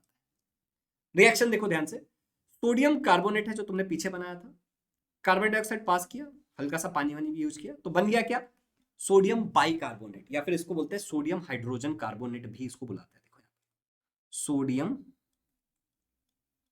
हाइड्रोजन कार्बोनेट, इसको ये भी बुलाते हैं सोडियम बाइकार्बोनेट, बेकिंग सोडा भी बुलाते हैं, कॉमन नेम है। प्रश्न है molecular mass of carbon dioxide is, तुमको नीचे कमेंट्स में बताना है। नेक्स्ट है exiled air contains -% of carbon dioxide, नीचे कमेंट्स में बताना है। Formula of washing soda is dash, तुमको नीचे कमेंट में बताना है। और अब हम बात करेंगे कार्बन डाइऑक्साइड की क्या क्या यूजेस है। मैं हट जाता हूं स्क्रीन पे से, ठीक है। मैं स्क्रीन पे से इसलिए हट रहा हूं क्योंकि मेरा नाक बहुत खुजा रहा है, आई डोंट नो व्हाई। जब भी मैं पढ़ाना स्टार्ट करता हूं तो मेरे प्यारे बच्चों मेरा नाक बहुत खुजाने लगता है। ओके, जब भी मैं पढ़ाना स्टार्ट करता हूं तो चलो मैं हट के थोड़ा देखता हूं, वापस हट जाऊंगा जब जरूरत पड़ेगी। तो कार्बन डाइऑक्साइड के यूजेस क्या क्या है। Carbon dioxide is use to make aerated drinks, तो वो जो तुम कोको कोला, स्प्राइट, अलग अलग चीजें जो पीते हो खोल करके निकलता हो, कार्बन डाइऑक्साइड होता है। सॉलिड कार्बन डाइऑक्साइड मतलब कार्बन डाइऑक्साइड को तुम फ्रीज कर दोगे। इसका इस्तेमाल किया जाता है कोल्ड स्टोरेज में, चीजों को ठंडा रखने वाले जगह पे, जहां पे आप मिल्क और मिल्क के बाकी प्रोडक्ट्स या फिर कोई और फ्रोजन सब्सटेंस है उसको ट्रांसपोर्ट करते हो using cold storage. Solid carbon dioxide use होता है। It is also use for getting special effect in of mist in dramas and movies, तो मूवीज और ड्रामा में भी ना मॉइस्चर मिस्ट का स्पेशल इफेक्ट के लिए भी इसका इस्तेमाल किया जाता है। कार्बन डाइऑक्साइड ऑब्टेन किया is obtain by chemical reaction और केप्ट अंडर प्रेशर, ठीक है ना, यूज्ड इन फायर एक्सटिंग्विशन। मतलब यहाँ पे बोलने की ये कोशिश हो रही है कि आगे हम फायर एक्सटिंग्विशन पढ़ेंगे। और दूसरी बात ये है कि इसके अंदर भी कार्बन डाइऑक्साइड ही फॉर्म होता है जो इस नोजल से बेसिकली बाहर निकलता है और आग को बुझाता है। पढ़ेंगे इसके बारे में डिटेल में। जो लिक्विफाइड कार्बन डाइऑक्साइड होता है उसका इस्तेमाल किया जाता है to remove caffeine from the coffee, तो कॉफी में से केफीन निकालने के लिए भी काम आता है। लिक्विड CO2 का इस्तेमाल किया जाता है as a solvent in modern eco friendly dry cleaning, तो ड्राई क्लीनिंग में भी इस्तेमाल होता है। इनफैक्ट जो प्लांट्स होते हैं वो भी कार्बन डाइऑक्साइड का इस्तेमाल करते हैं फोटोसिंथेसिस के लिए। एग्जाम में प्रश्न पूछ सकते हैं कि कार्बन डाइऑक्साइड का क्या क्या यूज है, और तुम्हें इसमें से जो जो याद रहेगा तुम वो सारे मेंशन कर सकते हो, लिख सकते हो। चलिए आगे बढ़ते हैं। Dash use carbon dioxide to make food, इसका नीचे तुम्हें जवाब देना है कमेंट्स में। अगला है dash is use to make aerated drinks, तुम्हें इसका भी नीचे कमेंट्स में जवाब देना है। 31 क्वेश्चन, बहुत सारे क्वेश्चन इसलिए पूछ रहा हूं कि तुम्हारी प्रैक्टिस हो सके, ठीक है। अब मैं जैसा कि आपको बोला था कि हम फायर एक्सटिंग्विशर का डिजाइन पढ़ने वाले हैं कि कैसे बनाया जाता है, उसकी यूज पढ़ेंगे। फायर एक्सटिंग्विशर ऑब्वियसली फायर को एक्सटिंग्विश करने के काम आता है, मतलब आग को बुझाने के काम आता है। अब एक रेगुलर फायर एक्सटिंग्विशर जो होता है उसका ये डिजाइन है। तुम देखो यहाँ पे एक सिलेंड्रिकल बॉडी है जिसके ऊपर एक नॉब लगा हुआ है, यही नॉब ऐसे हम खींचते हैं या दबाते हैं। अब वहां पे फिर एक कैप्सूल है, ये वाला जो पार्ट तुम्हें दिख रहा है ना, दिस इज द कैप्सूल। आगे मैं थियरी बताता हूँ, पहले डायग्राम देख लो। ये कैप्सूल है, इस कैप्सूल के अंदर बेटा सल्फ्यूरिक एसिड है। सल्फ्यूरिक एसिड क्या होता है, H2SO4, ये होता है तुम्हारा सल्फ्यूरिक एसिड। अच्छा, इसके अलावा ये जो पूरा बाकी बॉटल है, इस बॉटल के अंदर पाउडर फॉर्म में सोडियम बाइकार्बोनेट है। सोडियम बाइकार्बोनेट तुम्हारा होता है NaHCO3, अभी हमने पढ़ा। अब सोडियम बाइकार्बोनेट और सल्फ्यूरिक एसिड जब एक दूसरे के साथ रिएक्ट करते हैं तो कार्बन डाइऑक्साइड निकलता है, तो वही बाहर कार्बन डाइऑक्साइड निकलेगा जो आग बुझाएगा। अब इसके बारे में डिटेल में पढ़ते हैं। तो देखो, अब fire extinguisher contain sodium bicarbonate powder, समझ आ गया तुम्हें, NaHCO3। रिएक्शन में अभी बताता हूं, टेंशन मत लो। It also there is also dilute sulphuric acid placed in a glass capsule. Capsule के अंदर क्या था? H2SO4, मैंने बोला था ना। अब होता क्या है, द कैप्सूल ब्रेक्स, जब हम दबाते हैं, नॉब को दबाते हैं, तो कैप्सूल फूटता है, सल्फ्यूरिक एसिड कांटेक्ट में आ जाता है सोडियम बाइकार्बोनेट के, तो ये दोनों एक दूसरे के साथ ऐसे रिएक्ट कर जाते हैं कांटेक्ट में आने के बाद, and the two react chemically to release carbon dioxide which comes out. और यहां पे क्या होता है, कार्बन डाइऑक्साइड बाहर आता है, ठीक है, ये रिएक्शन तुम देख सकते हो यहाँ पे। और ये जो कार्बन डाइऑक्साइड है वो फायर एक्सटिंग्विशर, ठीक है ना, में आग को बुझाता है। बट रिएक्शन से पहले कुछ चीजें लिखे देख लो। Carbon dioxide based fire extinguisher does not cause corrosion, ये किसी मेटल को खराब नहीं करता, ठीक है ना। Are non conductors of electricity, और ये बैड कंडक्टर ऑफ इलेक्ट्रिसिटी है, तो इससे करंट भी नहीं फैलता। देयरफॉर इसका इस्तेमाल किया जा सकता है इलेक्ट्रिकल इलेक्ट्रॉनिक इक्विपमेंट में। अगर आग लगी, मान लो टीवी में, फ्रिज में, ऐसे कोई इलेक्ट्रिसिटी वाली इक्विपमेंट है, उसमें आग लगे तो उसको भी बुझाने के काम आ सकता है। CO2 based fire extinguisher are also used और to extinguish small scale fire, ये सफिशिएंट नहीं है अगर बहुत बड़ी आग हो तो कार्बन डाइऑक्साइड बेस्ड जो फायर एक्सटिंग्विशर है छोटे आग को बुझाने के काम आएगा, लेकिन बहुत ज्यादा आग है तो ये काम नहीं आएगा। इसके अलावा the modern fire extinguisher liquid and solid CO2 is filled under the pressure. आजकल जो नए फायर एक्सटिंग्विशर आ रहे हैं उसके अंदर लिक्विड और सॉलिड CO2 डायरेक्ट भरा रहता है।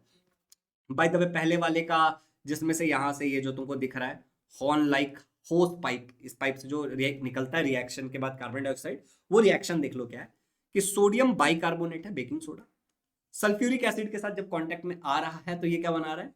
सोडियम सल्फेट, वाटर और कार्बन डाइऑक्साइड। और यही वो कार्बन डाइऑक्साइड है जो आपके आग को बुझाता है। देख लो स्क्रीन पे अच्छे से, देख लिया, यही वो है जो आग को बुझाता है। प्रश्न देखो 32वां क्या है, fire extinguisher contain which powder. जवाब नीचे कमेंट्स में बताना है। Fire extinguisher contain which acid, इसका भी जवाब नीचे कमेंट्स में बताना है। अब हम पढ़ेंगे अबाउट मीथेन। तो मीथेन क्या होता है, मीथेन कहां इस्तेमाल होता है, तो सुनो, मीथेन जो होता है इसका मॉलिक्यूलर फॉर्मूला है CH4, हमने ऑलरेडी पढ़ा, समझ गए। ये एक एल्केन है लर्नर्स, ये एक एल्केन है।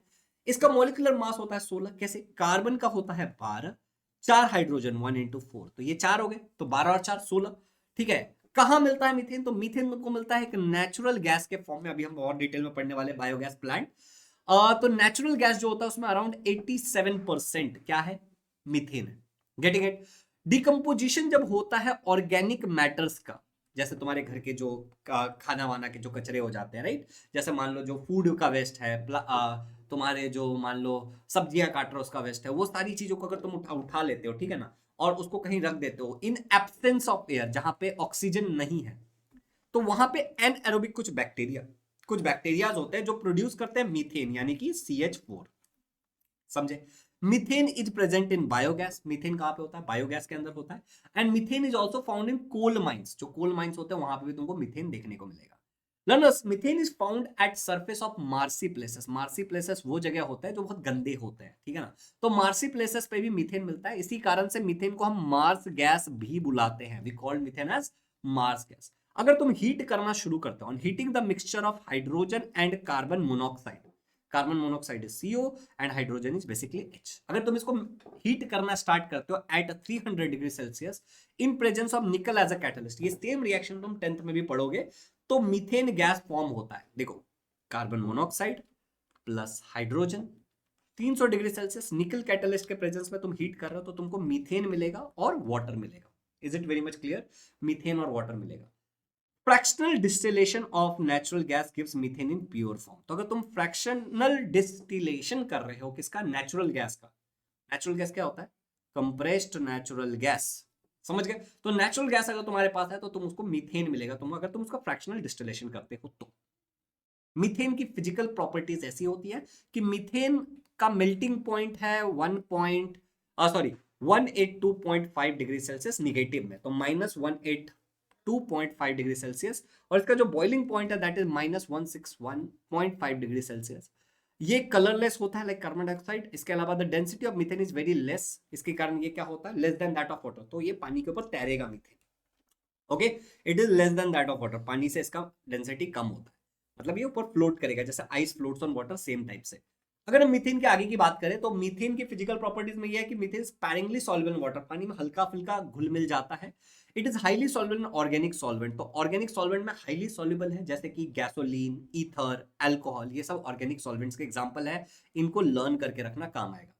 Methane is in gas state at room temperature, अगर रूम टेम्परेचर है नॉर्मल तो ये गैस स्टेट में रहेगा। मेरा प्रश्न ये है, तुम नीचे कमेंट्स में बताओगे कि रूम टेम्परेचर मतलब कितने टेम्परेचर होता है। ओके, केमिकल प्रॉपर्टीज की अगर हम बात करें तो हाईली फ्लेमेबल है, तुरंत जल जाता है, मतलब अगर ऑक्सीजन के प्रेजेंस में आएगा मीथेन तो फट से बर्न हो जाएगा, और तुम्हें क्या देगा, कार्बन डाइऑक्साइड देगा, हीट देगा, लाइट देगा, और थोड़ा बहुत पानी देगा, ठीक है ना। इसके अलावा लर्नर्स अगर बात करें तो it Burns bye reacting with oxygen, oxygen के साथ रिएक्ट करके बर्न करता है, ब्लूइश फ्लेम देता है, मतलब क्लीन जलता है, पॉल्यूशन नहीं होता।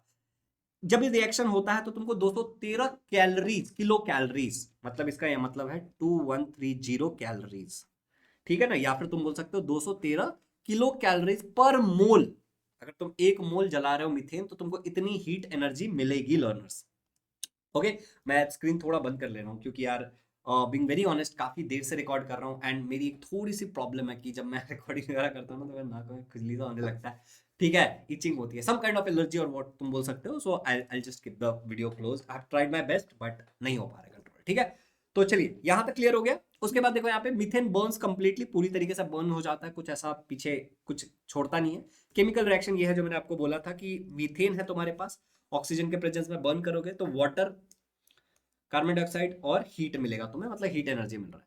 एक रिएक्शन है क्लोरीनेशन रिएक्शन, मतलब मीथेन को तुम क्लोरीन के साथ रिएक्ट कर रहे हो, ठीक है ना, तो उसको बोलते हैं मीथेन का क्लोरीनेशन, क्लोरीनेशन रिएक्शन। तो देखो, तो methane and chlorine gas react with each other, ये दोनों एक दूसरे से रिएक्ट कर जाते हैं at temperature of 250 degree Celsius to 400 degree Celsius in presence of ultraviolet light. अगर अल्ट्रावायलेट लाइट हो तो ये एक दूसरे के साथ रिएक्ट कर जाते हैं, and in that case they form mainly Mithil chloride, या फिर जिसको हम क्लोरोमीथेन बोलते हैं, CH3Cl, ठीक है ना, एंड हाइड्रोजन क्लोराइड और HCl बनाएंगे। ये भी जो रिएक्शन है ये बहुत डिटेल में, ये वाला पूरा रिएक्शन हम 10th स्टैंडर्ड में पढ़ेंगे। इस रिएक्शन को हम क्लोरीनेशन ऑफ मीथेन बोलते हैं, and the reaction is simply, यहाँ पे देखो मीथेन है प्लस क्लोरीन है तो तुमको ये क्लोरोमीथेन तुम बोल सकते हो इसको, या फिर इथिल क्लोराइड यहाँ लिखा हुआ है, ठीक है ना, ये तुम्हारा बनेगा, और साथ ही साथ हाइड्रोजन क्लोराइड यानी कि HCl बनेगा, तो ये दो चीजें तुम्हारी बनेंगी। मीथेन की यूजेस ऐसे कि methane is in the form of natural gases का इस्तेमाल किया जाता है इंडस्ट्री में, such as fabric mills, paper mills, food processing industry, petroleum purification। Smallest hydrocarbon है, मतलब हाइड्रोकार्बन मतलब कार्बन और हाइड्रोजन वाला चीज, तो मीथेन जो है तुम्हारा that is the smallest hydrocarbon, ठीक है। तो इसको जलाने से बहुत कम कार्बन डाइऑक्साइड रिलीज होता है, ठीक है ना, बहुत कम इसमें रिलीज होता है, तो इसको एज अ डोमेस्टिक फ्यूल भी इस्तेमाल किया जा सकता है, ब्लू फ्लेम के साथ क्लीन एनर्जी, क्लीन जलता है ये। मिथेन का इस्तेमाल किया जाता है प्रोडक्शन ऑफ ऑर्गेनिक कंपाउंड, बहुत सारी चीजें बनाने के लिए, जैसे इथेनॉल, दारू, फॉर्मूला होता है इसका C2H5OH, ये सब तुम जब 10th में जाओगे ना तो धीरे धीरे तुम सीख जाओगे, मैं सिखाऊंगा तुम्हें, ठीक है ना। मिथिल क्लोराइड यानी कि CH3Cl, ठीक है ना, ये बनाने के लिए, या मिथिलीन क्लोराइड या फिर एसिटिलीन, ये सब बनाने के लिए इसका इस्तेमाल किया जाता है। प्रश्न ये है, मॉलिक्यूलर मास ऑफ CH4 क्या होता है, नीचे कमेंट्स में बताना है। Methane reacts with chlorine to form dash, नीचे कमेंट्स में बताना है। Dash is the smallest hydrocarbon, नीचे कमेंट्स में बताना है। लास्ट टॉपिक पे आ गया लर्नर्स, देखो यहाँ पे ध्यान से, काफी मुश्किल था बट हम बहुत अच्छे से रिकॉर्ड करते करते यहां से यहां तक हम लास्ट टॉपिक में आ गए हैं इस वीडियो के, and that is biogas plant. बहुत सिंपल है, टेक्स्ट बुक की अगर एक एक लाइन को अगर हम देखने जाएं तो हर एक लाइन अगर हमें अच्छे से समझ आ जाएगा तो ओवरऑल हमें बायोगैस प्लांट भी बहुत अच्छे से समझ में आ जाएगा। देखो ध्यान से क्या लिखा हुआ है, एनिमल डंग मतलब जो अपने गाय भैंस, ठीक है ना, इनकी जो टट्टी होती है उसका, ड्राई लीफ जो कि सूखे पत्ते हैं, या फिर जो वेट गार्बेज है, गीला कचरा तुम्हारे घर का, सब्जी वगैरह का, उसको डिकम्पोज करोगे तुम एन एरोबिक माइक्रोब्स के प्रेजेंस में इन अ बायोगैस प्लांट। एन एरोबिक का मतलब होता है जहां पे ऑक्सीजन नहीं है, समझ आया। तो ऐसे माइक्रोब जो बिना ऑक्सीजन के भी डिकम्पोजिशन कर सकते हैं, उसको तोड़ सकते हैं, इससे तुम्हारा मीथेन गैस प्रोड्यूस होता है जिसको हम बायोगैस भी बुलाते हैं। ओके, बायोगैस बहुत चीप है, बहुत सस्ता है, फ्यूल ऑप्शन है, एंड ये हमारे कुकिंग, जो घर में जो खाने बनाने वाला चीज है उसका डिमांड पूरा करता है। It is also use for production of electricity, इसका इस्तेमाल करके हम इलेक्ट्रिसिटी भी प्रोड्यूस कर सकते हैं। बायोगैस के अंदर अराउंड 55% टू 60% लर्नर्स, ठीक है ना, मीथेन होता है। बायोगैस के अंदर 55 से लेके लगभग 60% तक मीथेन दिखता है और बाकी चीजें क्या होती है, कार्बन डाइऑक्साइड होती है। Biogas is fuel which is convenient to use, ये बहुत आसानी से आप यूज कर सकते हो। In addition to this very good manure is also produced as a side product of the process. तो जब बायोगैस प्लांट में आप बायोगैस बनाते हो तो साथ ही साथ बहुत अच्छा मैन्यूर भी बनता है जिसको आप एग्रीकल्चर में इस्तेमाल कर सकते हो। ये तुम्हारे टेक्स्ट बुक का बेसिक एक डायग्राम है, ओके। और यहाँ पे उसके बाद बहुत सारा प्रोसेस लिखा हुआ है, ठीक है। और ये चैप्टर तुम्हारा हो जाएगा कंप्लीट। तो ये डायग्राम थोड़ा अच्छे से पहले एक्सप्लेन कर देता हूँ मैं, हट करके देखो यहाँ पे ध्यान से। तो सबसे पहले जो तुमको यहाँ पे दिख रहा है कि डाइजेस्टर है, ये जो पूरी टंकी है ये एक डाइजेस्टर है। इस डाइजेस्टर को नीचे से ऐसा पूरा ऐसे दीवार वगैरह बनाया गया है, क्या बोलते हैं, प्लास्टर वगैरह किया गया है कि जो कचरा है उसका लीचिंग ना हो, वो अंदर ना जाए, पानी अंदर ना जाए, खराब पानी अंदर ना जाए, ग्राउंड वाटर में मिक्स ना हो इसलिए।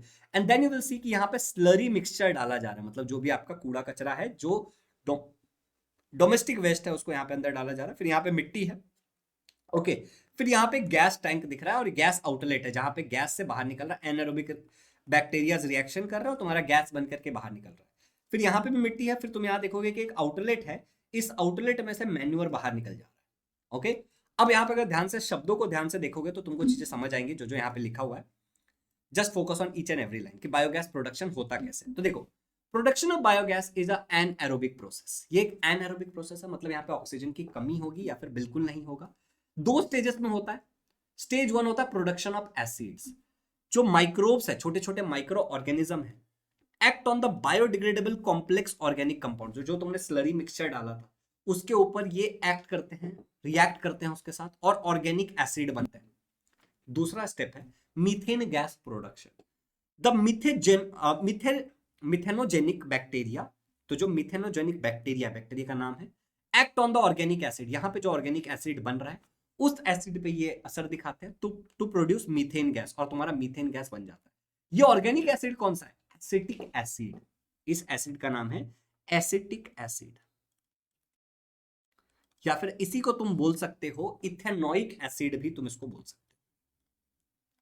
ये सब कैसे नाम देते हैं ये तुमको 10th में समझ में आएगा। तो ये जो तुम्हारा ऑर्गेनिक एसिड है इसके ऊपर ये मिथेनोजेनिक बैक्टीरिया असर दिखाते हैं एंड तुम्हारा मीथेन और कार्बन डाइऑक्साइड फॉर्म हो जाता है। सिंपल है, एकदम सिंपल है। ऐसी चीजें बहुत अच्छे से डिटेल में सीखने के लिए आप हमारे लाइव क्लास को ज्वाइन कर सकते हो, जहां पे जो तुम्हारे टेक्स्ट बुक वाला पार्ट है लर्नर्स, ठीक है ना, मैं आपको एक बार दिखाता हूँ, ठीक है। ये जो तुम्हारा महाराष्ट्र बोर्ड का टेक्स्ट बुक है, मैंने हर एक लाइन तुम्हें सिखाया है। अगर तुम देखोगे यहाँ पे तो मैंने तुमको हर एक लाइन पढ़ाया। बायोगैस प्लांट देखो, biogas production, production of acid, methane gas production, in fact ये रिएक्शन भी बता, और यहाँ पे तुम्हारा चैप्टर खत्म हो जाता है। Even I am going to give you exercise solution also. अगर चाहिए तो आप नीचे कमेंट्स में बता सकते हो, मैं अपने वेबसाइट वगैरह पे इसको धीरे धीरे अपलोड करना शुरू कर दूंगा। तो ये देखो तुम्हारे टेक्स्ट बुक में जो जो चीजें थी, जैसे ये एक्सपेरिमेंट था तो मैंने ये एक्सपेरिमेंट तुम्हें बताया। I have gone through each and everything, ये बकी ट्यूब्स, बकी एंड एवरीथिंग, मतलब देखो, समझ रहे हो। यहाँ पे इनफैक्ट ये वाला जो पार्ट था, ये देखो मैंने ये भी बताया था, बाकी मैंने तुम्हें लिख के बताया। तो this is the entire chapter. छोटा सा चैप्टर था, प्यारा सा चैप्टर था, हमने डिटेल में इस पूरे चैप्टर को कवर किया लर्नर्स। अगर अब तक तुमने इस चैनल को सब्सक्राइब नहीं किया तो आई रियली वांट कि आप लोग सब्सक्राइब करो। बट बिफोर दैट खत्म नहीं हुआ है, अभी क्वेश्चन है, बायोगैस प्रोड्यूसेस डैश गैस। कौन सा गैस प्रोड्यूस करता है बायोगैस में? अगला क्वेश्चन है biogas produces dash organic acid, methane gas, both none. Chapter खत्म। Subscribe to the channel and share to this video. And अगर अब तक तुमने हमारे बैच वगैरह को ज्वाइन नहीं किया है तो please call on this number, inquiry करो कि अभी किस बैच में एडमिशन चल रहा है और एडमिशन ले लो। सारे सब्जेक्ट इसी तरीके से बहुत सुपर इजी हो जाएगा, समझ रहे हो। यहां तक तुमने देखा इस चैनल पे और पढ़ रहे हो तो तुमको एक आइडिया है कि हम कैसा पढ़ते हैं। जस्ट ज्वाइन द बैच और फिर मचाते हैं। नेक्स्ट चैप्टर जो सब्सटेंस इन कॉमन यूज है वो बहुत जल्दी इस चैनल पे अपलोड हो जाएगा। पूरी प्लेलिस्ट है, उसका लिंक डिस्क्रिप्शन में डाल दिया है। हमारा जो ये चैनल था जो मैंने आपको दिखाया लर्नर्स, ये वाला जो हमारा एक अलग से चैनल बना है आप लोगों के लिए, ठीक है, 9th वाला, इसका लिंक डिस्क्रिप्शन में, तो उसको सब्सक्राइब कर लेना। ये पूरी प्लेलिस्ट का लिंक डिस्क्रिप्शन में है लर्नर्स, तो just go through this and share this, अपने फ्रेंड्स वगैरह के साथ शेयर करो। और ये जो तुमको फ्लैश कार्ड और ये दिया इसका भी लिंक डिस्क्रिप्शन में, और एप्लीकेशन का भी लिंक डिस्क्रिप्शन में, जहां से तुम कोर्सेज वगैरह ज्वाइन कर सकते हो, ठीक है। तो सुपर रिजल्ट आता है बच्चों का, just check out the link in the description और मचाओ। Happy learning learners, love you all, मचा देना है।